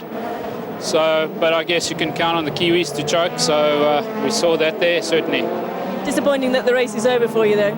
Yeah, very disappointing. Good for us this weekend. We've been a lot stronger and we're certainly up there. And pity we lost out on what could have been a podium finish for us. Thanks, Mike. Thank you. Fighting words indeed from Mike Carroll there, but you can understand why they're so disappointed. As he said, that was a 2nd place they were fighting for, and it will certainly look like Earl Bamber's mistake. Oh, there's no question that the mistake came from the car behind. He ran into the car ahead. That's just a normal result. You don't expect any mitigation. We do believe that South Africa had been struggling under brakes, but Earl Bamber was fired up. You saw him coming down the straight. He got squeezed by South Africa over to the left-hand side of the track. That's part of motorsport. You're allowed to do it once and then once only. So he was looking to come back very quickly and try and sneak an advantage. Misjudgment, clips the back of a South Africa car and takes both cars out of the race. Here we go, restart time. Portugal's Filipe Albuquerque is right up behind the Swiss machine, which has been running like clockwork, but now has some work to do. Ireland will try and take advantage. Here we go then. Away they go, accelerating hard. Neil Yarni leads, and a lot of them using power boost on the restart, as you would expect. Switzerland's Neil Yarni's using it, so is Portugal's Filipe Albuquerque, and behind Italy and USA are going to go wheel to wheel into the first turn. Albuquerque's on the attack. He's going for it. He's challenging into the first corner, and Albuquerque's trying to take the lead. He's done it, or has he? Yes, he has. He's taken the lead, and the Portuguese fans going crazy. Their man's in front. Italy trying to take 2nd. USA still in 4th, then Monaco, and Mexico right behind. I've not seen racing like this in a long, long time. I don't know what these guys have been doing overnight, but suddenly we've got racing drivers. We've got a field of 15 cars. They're all racing. Antonio Liuzzi for Team Italy defending now down 3rd. Marco Andretti for Team USA in 4th. Clivio Piccioni in 5th. USA gets up, trying to get alongside the Italian car under acceleration. He's got alongside, but Liuzzi go over there, so almost again interlocking with great manoeuvre, and Andretti runs wide under the... Oh no, they've made contact! Oh no! That's Monaco! He's collected Monaco. Oh, can't believe it. What a shame. USA, Italy, and it all I was just about to say, well, they're racing well together, these guys, and oh dear, it all went wrong. You know, the race, that always started coming out of turn 5, up the hill through turn 6, and then just being too eager, trying to get down the inside. It is motor racing. You know, I don't mind seeing drivers make errors when they're racing, and that was a racing incident. And well, the blame, if you want to make blame, you could say it was between the two drivers more than in the instance that we saw between the South Africa car and New Zealand. Of course, Monaco was totally innocent, weren't they? They were nothing to do with it in a way. No, I was talking about USA and Italy. So Liuzzi's debut. Liuzzi, what are you doing? What are you doing? You know, he is not a happy man. Piercarlo Ghinzani, team boss for Italy, well, he'll be bitterly disappointed. There was a real chance of a podium finish there for Italy, and it's all gone wrong. I mean, what great racing we're having, but what a shame that didn't last a little longer. Side-by-side action from Italy and USA. Two great names going up against each other here. See, Andretti gets wide. Liuzzi thinks he's got enough room to get up the inside, and Andretti gave him a little bit of room, but just there wasn't sufficient. Then cuts back to the right, and poor Fabio Piccioni, who thought I'm the smart guy of this lot. But look again, I mean, that is as close to interlocking as you can get. Marco gives him a bit of room, runs wide, and then just tries to pitch the corner. There's the contact. And, well, Marco will feel it wasn't my fault. Liuzzi will say, as we saw his body language, why did you pinch me like that? You know, I was there. Yeah, well, here we go. This will be an interesting view. That's how far up was he hit. Front wheel he had his front wheel just ahead of the rear wheel of the USA car. Once he was there, put himself in that position, there was no way out of it. It was inevitable what was going to happen. The one you have to feel sorry for is Fabio Piccioni, who was the innocent victim, thinking he'd managed to avoid a two-car collision and gain 2 additional positions, and he's taken out also. That was the instantaneous reaction from the Italian team, and Piercarlo Ghinzani can't quite believe it. The drivers are stricken in Monaco, as you say. Fabio Piccioni, absolutely innocent. There was no way. I noticed Germany only just missed the USA car. He was snuck onto the gravel, Andre Lotterer, so he did well to avoid it. It was the first flying lap after the restart, after a safety car intervention. Everybody's bunched together, everybody's got the blood back up again. I doubt anyone was using power boost, but Ireland, a beneficiary now up to 7th place. Top speed, China. That's weird because they've done nothing all weekend and they're running last of the cars that's running on the race at the moment, but somewhere they got a great tow, used the power boost, nearly 290 kilometers per hour. I'm not surprised. The restart of this race, the field was so closely bunched together. If you use power boost and you're getting the 2 of 3 or 4 cars ahead of you, that makes a huge hole in the air, and that's where the speed comes from. They might get some points still. There's only 12 cars running in this race. We've lost the rest because of incidents and action out on circuit, most of it damage, I'm afraid, but that's the way it is. It's been great racing, and as you say, people make mistakes when they race hard, but it's good racing that we want to see. Portugal leads this race. I wonder, the next 22 laps are surely going to be the longest 22 laps for Felipe Albuquerque if he gets there, and he's still got a pit stop to deal with. Yeah, second pit stop window will open up on lap 26. We're on lap 21, so not that far away, but we've had 2 safety car interventions, so whether people will opt to come in early or late. And what about Mexico? I mean, Salvador Duran, who's really struggled a bit with his comeback. The team have taken a while to really get to grips with the car, and yet here he is. He's sitting 3rd. That's a brilliant achievement. Well, I think when you consider he started 13th, he's kept his nose clean, kept out of the issues. And, well, that's sometimes how you have to run a race. When you want to get yourself into these positions as he is now, look, there was contact with the Lebanon car at the start of the race. You can see that black mark on the right-hand side pod. So he just about got away with that one. But Marco, I don't know whether he thinks he can get that thing running again or not. I somehow doubt it. But look at this coming down. This was the restart. Yes. How aggressive was Felipe here? He was aggressive, but he was also aided. Neil Yarni saw what was happening, and he realised, give up that position, don't challenge it, don't put yourself out. Neil Yarni wants 12 points for second place rather than falling out because of a collision. Yeah. That's what he does. He drives with his head as well as his feet. Yeah, now that was very much somebody chasing the championship at the restart. That was Yarni saying, I don't need to particularly win this war. And bearing in mind that Ireland, they're now up to 7th place, so in effect it's benefited Ireland, all these incidents. Yeah. But at the point that occurred, Ireland was in 10th place, and he was thinking 15 points for a win against 1 point for 10th place. Now I'm going to put myself back into the lead of the championship. Yeah, but that does change now a little, as you say, because we've lost 2 more cars. Ireland are up to 7th. and with people like Australia, India and Malaysia ahead, good pit stop. You never know, Ireland could easily get themselves back into the top 5, perhaps even better. I think, would you want to take a bet now that they will not end up on the podium? It'd be a big ask. You can't imagine anything happening to Portugal or Switzerland at this event, but we could have other safety car interventions. You could have problems in the pit stop. Mexico currently 3rd. Malaysia, India, Australia, you've got to think are sitting targets for Team Ireland. That would put them in 4th place, so nothing's impossible. Well, they're still going across the line behind safety car, so we won't go racing just for the moment. Of course, one of the most disappointed racers out there today has to be Robert Dornbos, who never even made the start of this race, despite being on pole position. We can find out exactly what happened because Diana is with him. Robert, I bet you could not believe that one. No, you know, people keep telling me it's a mechanical sport, we know it, and anything can go wrong, but this was very unfortunate. I mean, we're definitely the strongest one all weekend, every practice on top. Quite an easy win this morning, and feeling so confident for this afternoon. And yeah, we just noticed a fire on my left part of the car, so my shoulder got really hot, and the engine just died, and that was it. There was no indication at all beforehand when you were on the grid or anything like that? No, I think my engineer must have felt something in advance, because he was like, is everything okay? You're a bit quiet. I said, yeah, no, I'm just preparing for the start, and then I suddenly noticed the smoke, and yeah, then the engine died and there was nothing I could do, so long walk back. Absolutely, we saw you sitting there on the camera shot, well, standing there actually with your arms folded. I mean, you must have just been still racing at that point, were you? Yeah, you felt bad for me.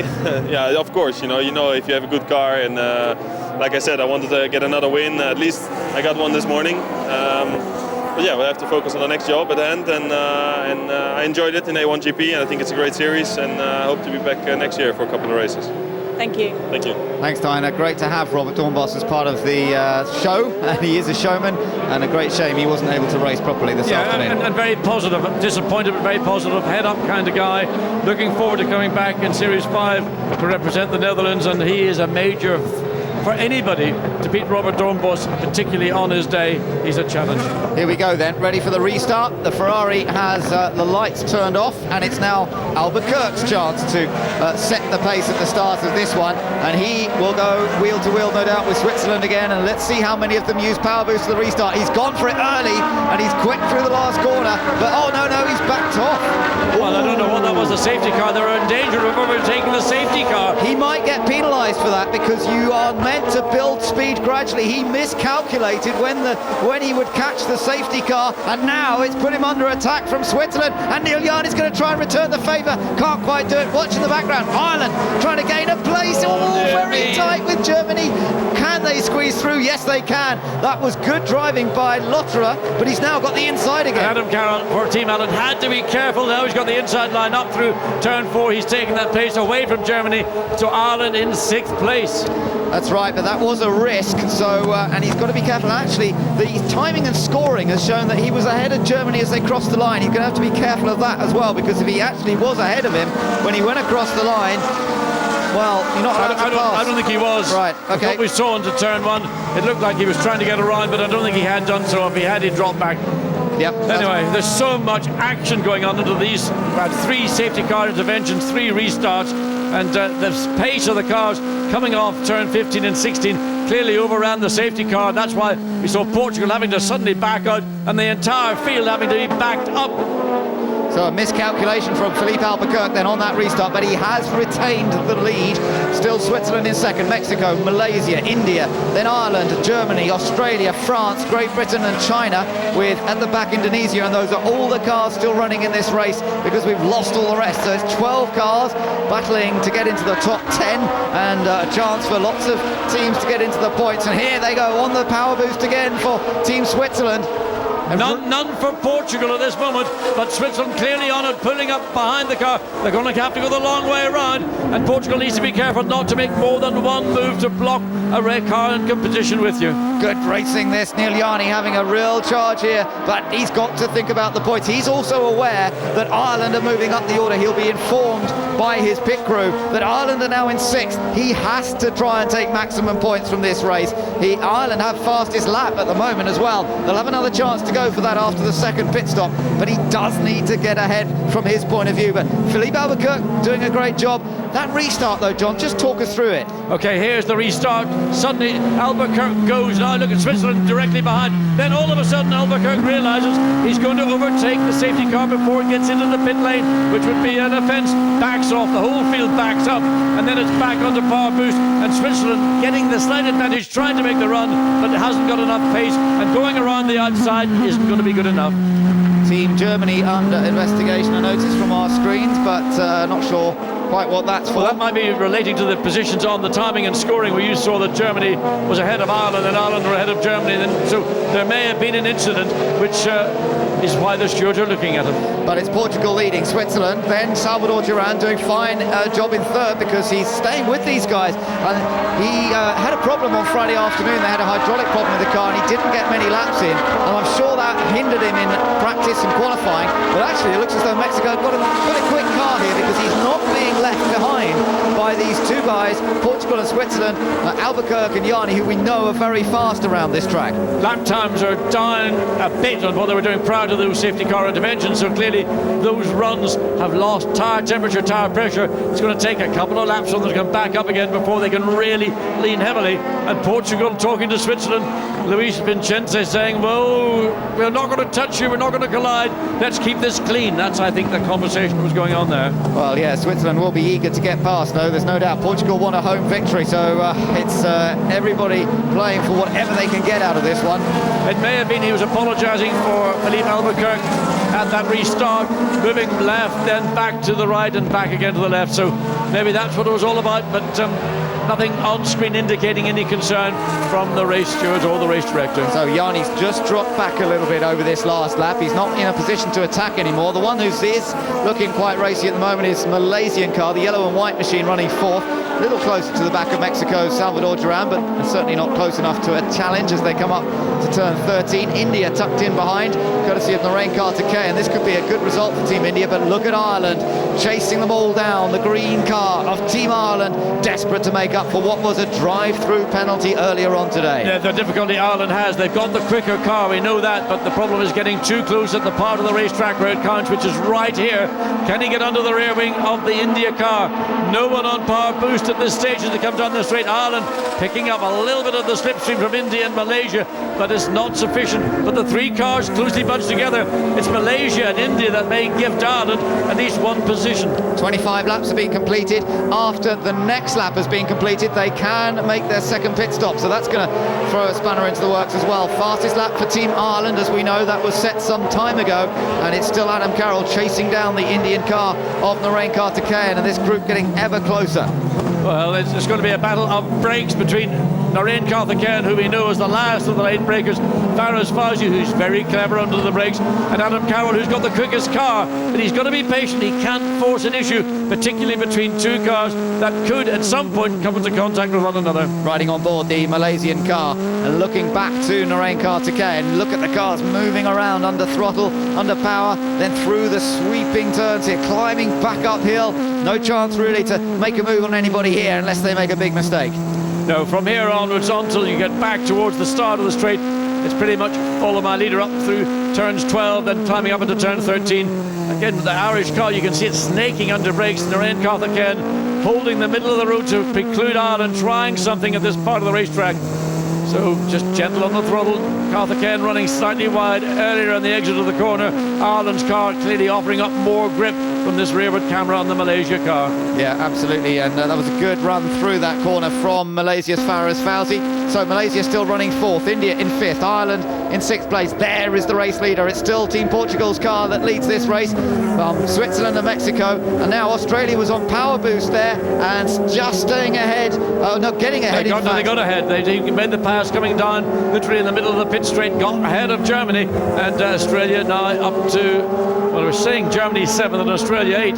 So that's Yeah, but that TT passed after that. So Australia is 7th now. So that was a good move from John Martin, and he could be a danger man because he's been going well here.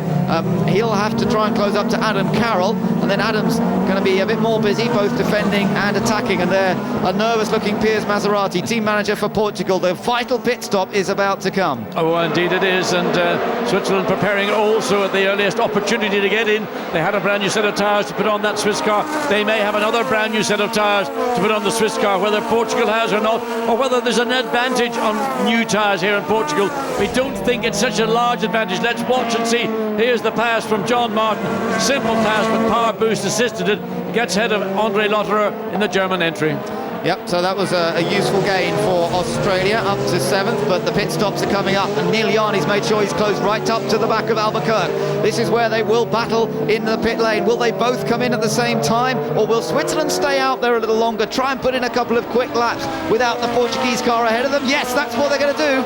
Last lap was a 1:32.7 for Switzerland, 32.9 on this lap, so Switzerland needs now to try and push with clear air. No interruption, no effect on the aerodynamics of the car. Ireland in Malaysia, in India, in Portugal. So the jacks up, wheels off. And a lot of brake dust coming out. Brakes getting a hammering here. Ireland as well. So can they make up position? Can they go from 6th? Away you go.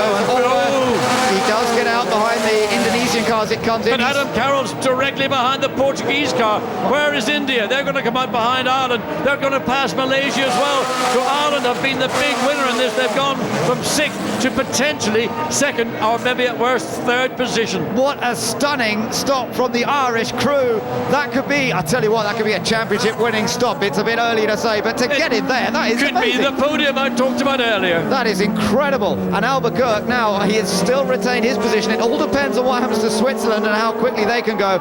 But Team Ireland have delivered for Adam Carroll, and now he's got to deliver in the car and just get that car home with a good haul of points, and he could still retain the series lead. They've got to, if they get points, they get podium, they forget about points, they get a podium, they've got to go and thank Earl Bamber, they've got to go and thank Marco Andretti, because those are the reasons why we had those 2 safety car interventions, enabling Ireland to get close to the pack and then take advantage of it in the second and final round of tyre changes to come out and Switzerland into the pits early. So this is going to be who's going to win the race with this pit stop. It's crucial. This is it, a deciding moment, I would think, of this race, as Neil Yarni crosses the line in the pits and comes down to make his pit stop. They are desperate for a quick stop here to get out ahead of Philippe Albuquerque. That's where the battle is, and to stay ahead, of course, of Team Ireland. So far, so good. He gets away. Now, it's all about this long run down the pit lane and waiting to see where the others are as they come out of that final corner. Germany and China both in at the same time. So, I mean, what an awful moment for anybody to be. There's something rolling across the pit lane. Here comes Portugal. It's about to come onto the start-finish straight now. They've got the momentum.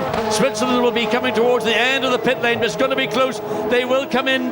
Oh, I don't know. I can't. He's got it. He's ahead. He's out in the lead. He's done it. He's got, as you say, in front of Portugal and Ireland.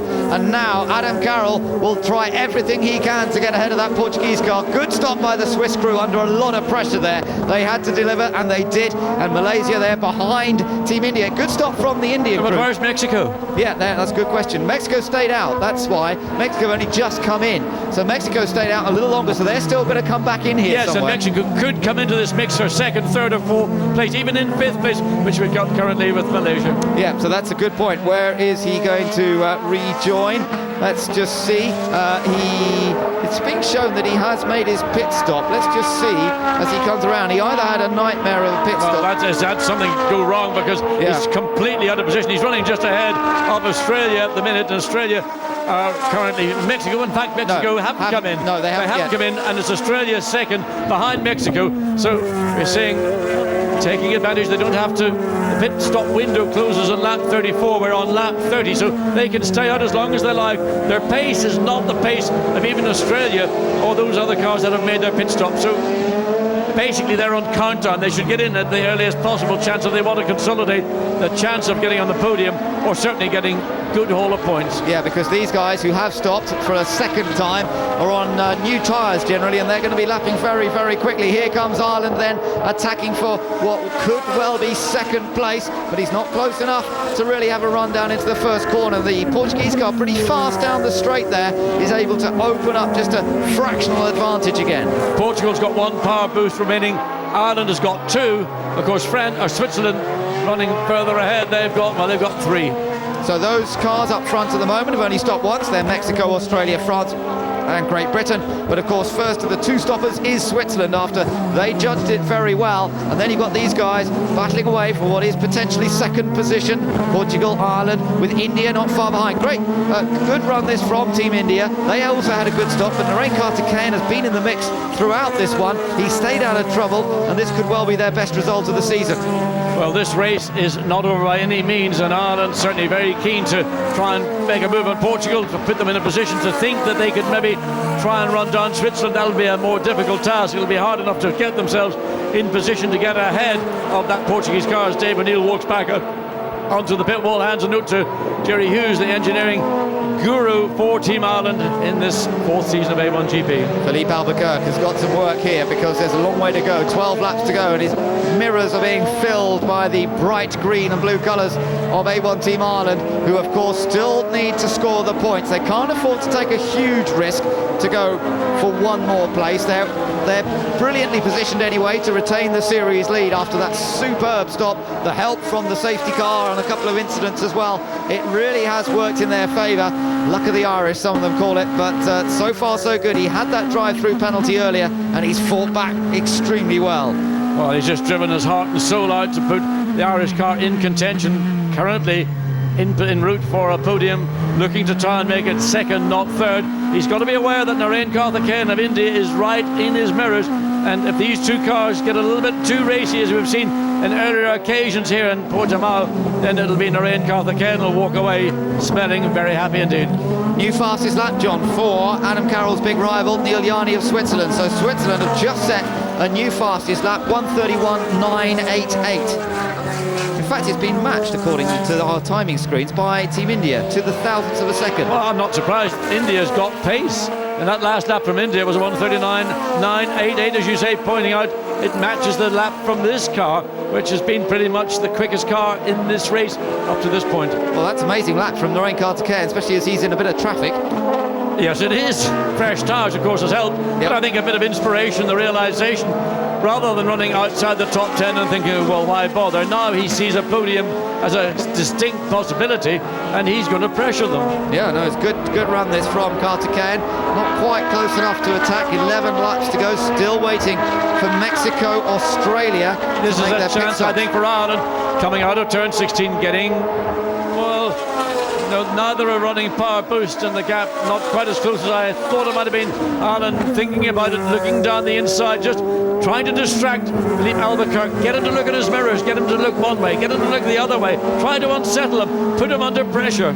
Yeah, but he's not having it at the moment. He's driving a smooth line, and he's not running wide, unlike Karthikeyan, who did run a bit wide in the background. Yes, and running wide out of turn 4 is Portugal, followed by Ireland, slightly less so, but these two are pushing right now to the limit. Switzerland's time, 1:31.937, so they've now increased their advantage marginally to 2.9 seconds over Portugal, with Ireland a further 0.2 of a second behind, but you can barely see 0.2 of a second. It's that close. It is that close, but as you say, India has dropped away just a little bit. Narain Karthikeyan over the top. Next race, as we're being reminded, is Brands Hatch in Kent, of course, and if they fight like this, well, it could be an absolutely amazing race once again. Narain Karthikeyan loves that place. He took one of his victories around the Brands Hatch circuit. That was at the end of last year, and he's looking to be much more more on form, that kind of form. But again, look, Ireland have a chance. You know, the problem is that I think there's more grip right now with the Irish car. You can see he's able to hold tighter apexes, tighter corners than the Portuguese car. Now Ireland getting even closer. This may be the first realistic chance. You'll see defence from Portugal, power boost from Ireland, power boost. No, Portugal's got none left. Ireland's got the advantage on power, but can he get enough slipstream? Has he got enough speed in the straight line? The Portuguese car still is able to hold off Team Ireland, and Ireland backs off slightly earlier in the corner, hoping Portugal will overrun. They didn't. No, but Portugal are completely out of power boost now, whereas Ireland still have one.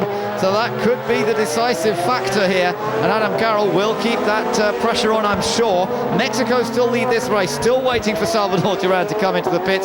He's still got a lap to do it in, because the pit window closes on lap 34, and they've currently completed 32 laps. Here comes Germany for a drive-through penalty. Ireland have got another drive-through. Would you believe it? Now what?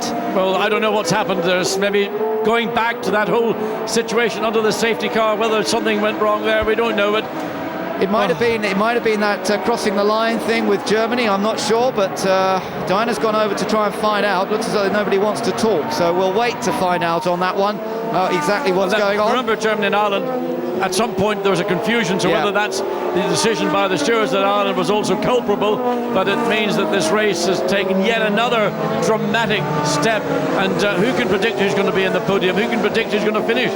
And of course Ireland might have been ahead of Germany on that restart, simply because they got all held up by Portugal going and then having to anchor up. Finally Mexico come in from the lead of the race.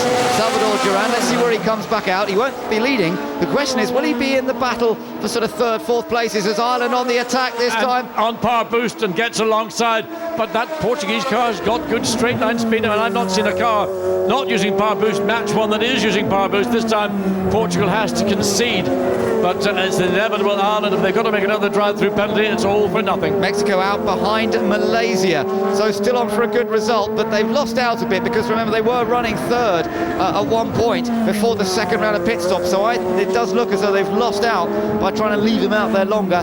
Maybe they didn't feel they had a car that was quick enough anyway, and still could be some useful points here for Team Mexico. But the Portuguese team would have clearly told Philippe Albuquerque there's a drive-through penalty for Ireland, so don't race Adam Carroll. If he wants to pass you, let him go. Don't put yourself in jeopardy. He's going to have to make a second drive-through, a 30-second penalty. Now we think it is to do with the restart. Now this was the restart, John. Albuquerque anchors up. Watch Ireland versus Germany if you Difficult can. to see, because Ireland was the sixth car on that line. Now there they come up the hill, and well, in fact Ireland's ahead of Germany at that point, and they've just gone ahead of Australia. Germany passes Australia as well, so they had overtaken before they came across the start-finish line. And that's why they got the drive-through penalty. Yep, you're absolutely right. You have to hold position until you get to the line, then you're allowed to overtake. And that didn't happen, so that's why Team Ireland have picked up their second drive-through penalty, and that was their reaction. Look, when they heard they had a drive-through penalty, Dave O'Neill couldn't believe it, and Jerry, implacable as ever, isn't he? Oh yes, but I mean, you can understand the disappointment having had the one drive-through penalty for what we think was the premature start, the jump start. Ireland then with Germany also going past Team Australia before they came across the start-finish line, and John Martin, he's still racing away with Mexico. He's having a great battle. He's just passed Mexico. Yes, he's gone up to sixth place. Yeah, he's just gained sixth, and I tell you what, John Martin's been impressive today in terms of overtaking people, and although he had a bit of a miserable qualifying session yesterday, had a spin in one of the qualifying segments, and they had a little bit of an issue getting the brake balance right, and he didn't quite feel confident today. He's been driving brilliantly and very confident on the brakes. I think the reason people don't have any problem with the brakes is because the brakes are getting used and getting the heat that they weren't getting on short runs. Well, Ireland have probably had the most eventful feature race of anybody. Let's see if we can understand what's going on and speak to joint seat holder Mark Gallagher. Mark, we can see that you're obviously not looking too happy about another drive-through penalty. Why is it? Well, this second drive-through penalty appears to have been given for us overtaking Australia at the restart, and well, quite simply something happened to the Australian car. They pulled over, slowed down. The cars behind were left with no choice but to overtake them.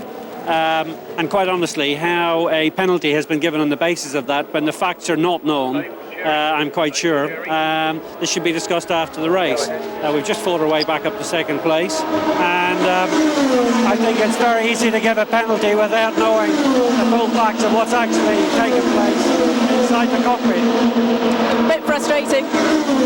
Well, deeply frustrating, and to the point where we'll certainly be having some discussions after the race, because we have seen a terrific race today being ruined by these drive-throughs. Well, Dave O'Neill's sort of left the pit wall. Where's he gone? Sorry, I didn't catch him. Dave O'Neill's left the pit wall. He's just coming back. Where's he gone? Yeah, there's nothing we can do actually during the race, so it'll be discussed afterwards. Are you going to bring Adam in? Well, we've been told to have a drive-through penalty. Right, well, thanks, Diana. He's just set fastest lap because, of course, he's going to leave it to the last possible moment, because by going quickly now, he'll get him back in as high as he can be. So an extra point, so that's vital as well. But what an eventful day it's proving to be for Team Ireland. Yes, I mean, the whole scenario went wrong when Portugal overran the safety car. Everybody had to back up. When the Australia car is running quickly, we've seen it getting up and passing Mexico, but at that particular moment, whether it was because Australia was on the brakes and consequently when he got back on the power, maybe he was in the wrong gear or something, and therefore it appeared the car had a problem. These are the things will be discussed, as Mark Gallagher has said. He will have to sort it out in the stewards after the event. Now this battle here is going to become for the final podium slot, because when Ireland make their drive-through, they're going to drop behind this group, and that means that currently India are set for third, but you can see for yourselves how close that car of Team Malaysia is to the back of Narain Karthikeyan, so that's going to be one to watch with 6 laps to go. Remember how aggressively Faraz Fawzi was racing in Kyle Army. I'm sure he won't want to be quite as aggressive with that and make any mistakes, but third place could be on here. But he's just got to be careful. He has got, let me look down and see, he's got 1 shot of power boost remaining, but so has India, and Narain Karthikeyan is more than capable of defending a position, currently in 4th place. And with that Ireland drive-through, that would be 3rd. So Malaysia may well think there's a good opportunity, as you point out, to get on that podium, but they will have to get past India to do so. Yeah, but just ahead of these two, of course, it's still Portugal looking at what could become 2nd place. It's still Switzerland, remember, out in front in this race, and they're all beginning to slide around a bit more now as we're getting into the closing stages. You can just see the odd little mistakes beginning to happen. But the other thing that's occurring is the racetrack is now coming in. It's the first time we've had 4-wheeled cars. We've had motorcycles, but not 4-wheel racing on this circuit. It's taken a long time for the track to get rubbered in. It's certainly getting there now, and these cars are probably quite a different car to that they would have joined the circuit on Friday morning. They would probably have to say where we're starting, and we're not there at the finish. Well, let's see that wide line from Karthikeyan. Let's quickly remind you what's been going on in this race, and we've got a problem there for Indonesia. They're running down in 11th place. He's had a spin at turn 8. He's trying to rejoin, and he should be able to do it as long as he can pull himself out of the gravel there. Fairly big stones. He should be able to keep going. He did stall the car here. When was that? Yesterday? Well, let's have a look and see. Zahir Ali comes into turn 8, and just a fairly harmless, maybe lack of concentration on the part of the Indonesian driver. Keeps the engine running, but he's got to get a bit more momentum. Well, he's got it running, so he did manage to crawl his way out of the gravel, and he's on his way once again. We've just heard that Ireland do not have to serve their drive-through. It is going to be discussed afterwards. So they've managed to talk the stewards into rescinding the penalty for now, but it doesn't mean they won't get a penalty later. No, it's going to be a provisional result until there's a meeting and the hearing. They'll get all the telemetry from the cars involved, certainly Germany and Ireland, and it's a bit unfair on Germany because they served their penalty, I believe. Yeah, they did. Let's get some more news from Hinch. What can you tell us? Well, when we spoke to Mark Gallagher, he said that it appeared the Australia car pulled over to the inside of the racetrack with a bit of a problem and slowed down. But I've just spoken to Alan Jones, and Alan said that John Martin did not report any problems from inside the cockpit. So it's definitely going to be up to the stewards. A tough call on that one. Yeah, that's right. And of course, they all sort of had to bunch up and slow down, John, because of Albuquerque. Of course, everybody was. It's the usual scenario. The motorway traffic jam. The car on the lead slows down, gets on the brakes. Everybody behind still on the throttle, and then they have to react, and they go all over the racetrack. And I'm quite certain it was just a case of John Martin being off the throttle, probably in the wrong gear, when Adam Carroll and Andrea Lottner for Germany were on the throttle and in the correct gear. Well, that means Ireland are still second then in this race. So forget what I was saying about possible podium for India. Suddenly it's all changed again because Portugal are sitting third. There is no drive-through now for Ireland, not at the moment. But this battle is still on. Malaysia's got a chance to slide down the inside of Team India, who leaves room, and Malaysia's through. Malaysia take fourth place. Narendra Karthikeyan just overran the corner. Well, I don't think he overran the corner. I think he saw Malaysia sliding down the inside and decided I'd rather get fifth place and points than have two cars in the gravel, as we've seen, because Malaysia was not far enough down at the point that Narendra Karthikeyan appeared to peel off to let this car go through. Yep, so fair enough, he gave him the space, and that's let's just take a look at this again. Yes, indeed. So there we come through turn two. Good run down the inside, gets up. Well, I think Narendra Karthikeyan saw the car coming and just left the space. Absolutely, yeah. He didn't want to risk any damage to the car. Sensible racing from both. Malaysia went down the inside. Fauzi got the move done. Nothing Karthikeyan could do about it. Just hearing, by the way, that the penalty for Germany, just taking another look at this replay, classic overtaking manoeuvre really from Fauzi and well judged, that the drive-through penalty for Germany was actually a separate passing manoeuvre, which was to do with France rather than Australia, so perhaps... well, both passed Australia. Australia's out. I wonder where Australia gone, because they should have been where those two other guys were a minute ago, and after a great bit of driving here this afternoon from John Martin. But look at this, look at this. Yeah, absolutely, 0.6 of a second over the gap now between first and second, and these two battling for the championship. It's been a seesaw day here for both nations. Suddenly Ireland are in with a chance of actually winning this feature race. Well, they've had another couple of laps in the 131.7s against a 32.2 for Switzerland, and Ireland have run down. Switzerland's got two power boosts remaining, Ireland have none. So this favour has to go with 3 laps to go to Switzerland. They've got the advantage on power boost, they've got the lead. Ireland has to find a way around, and that will not be an easy task because Neil Yarny will start to go defensive. He will not want to see Ireland take the lead by scoring maximum points, even though it will be a provisional result. Psychologically a tough one this for Neil Yarny in a way. I'm sure he would have been told earlier, don't worry, Ireland have got another drive-through penalty.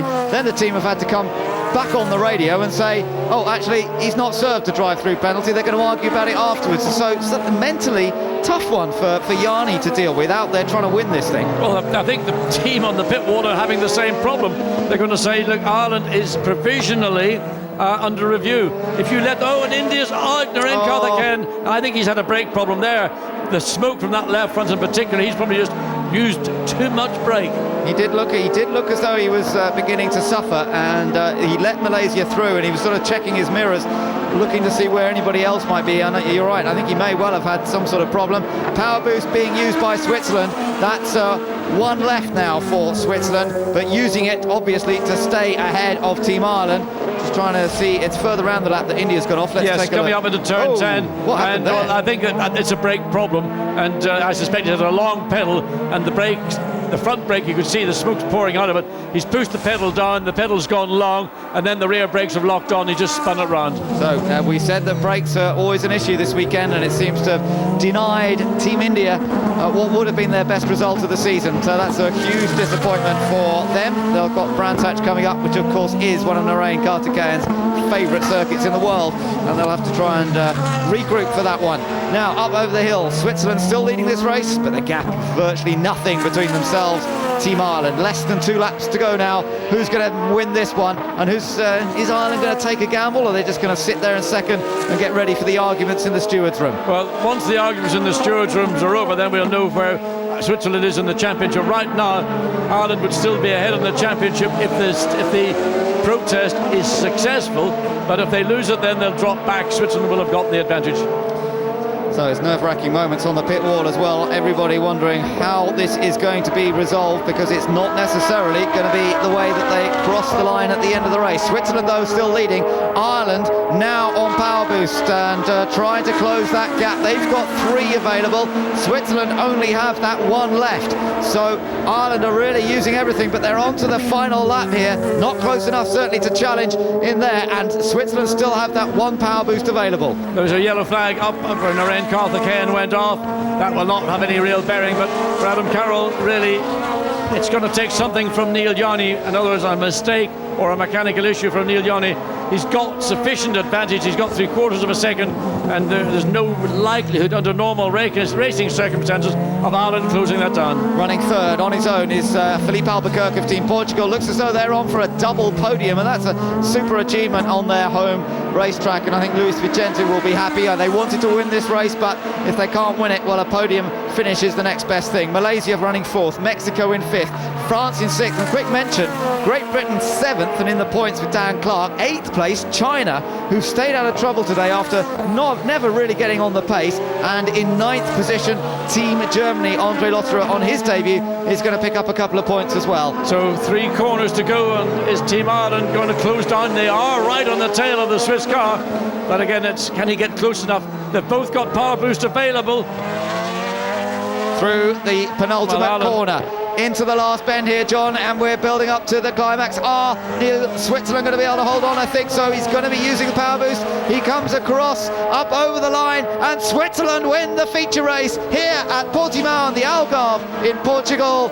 And Neil Yarni, after a eventful day, takes the victory. Portugal come home in third place, and Malaysia will finish fourth. I mean, a fantastic race. From a purely entertainment point of view, folks, it's cost a fortune for some of these teams, but we've seen a magnificent race on a magnificent racetrack, and I think rightly the victory has gone to Switzerland, but there's the man who's the hero of the hour here in Portugal, and Germany comes across, takes that position at ninth. Yep, France sixth, Great Britain seventh, China coming across the line in eighth place. Useful points for China, and in fact I think actually that's China's best finish of the season. Yes, it is. Ninth place was their previous best, but Switzerland fourth win of the season, and back-to-back feature race victories, having done the same at Kyalami, and Neil Yarni is going to celebrate that very professional, concentrated drive from Neil Yarni as expected. Team Ireland celebrating second. Will they hold that second place after all the inquiries have taken place? Who knows? But for the moment, let's say it, Ireland have finished second despite a drive-through penalty in the early stages, and that in itself is remarkable.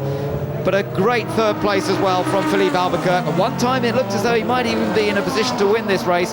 As it turned out, he's had to settle for third, but I think Portugal will be delighted with that. And Malaysia getting a good result in fourth place as well, after a couple of events which really haven't garnered them many points. Malaysia, who were the early season leaders, have come back strongly here. A solid performance from Faraz Fauzi, who judged it well today after making a couple of errors in Kyalami. Fourth for them, and Mexico a brilliant fifth place for Salvador Duran, considering the various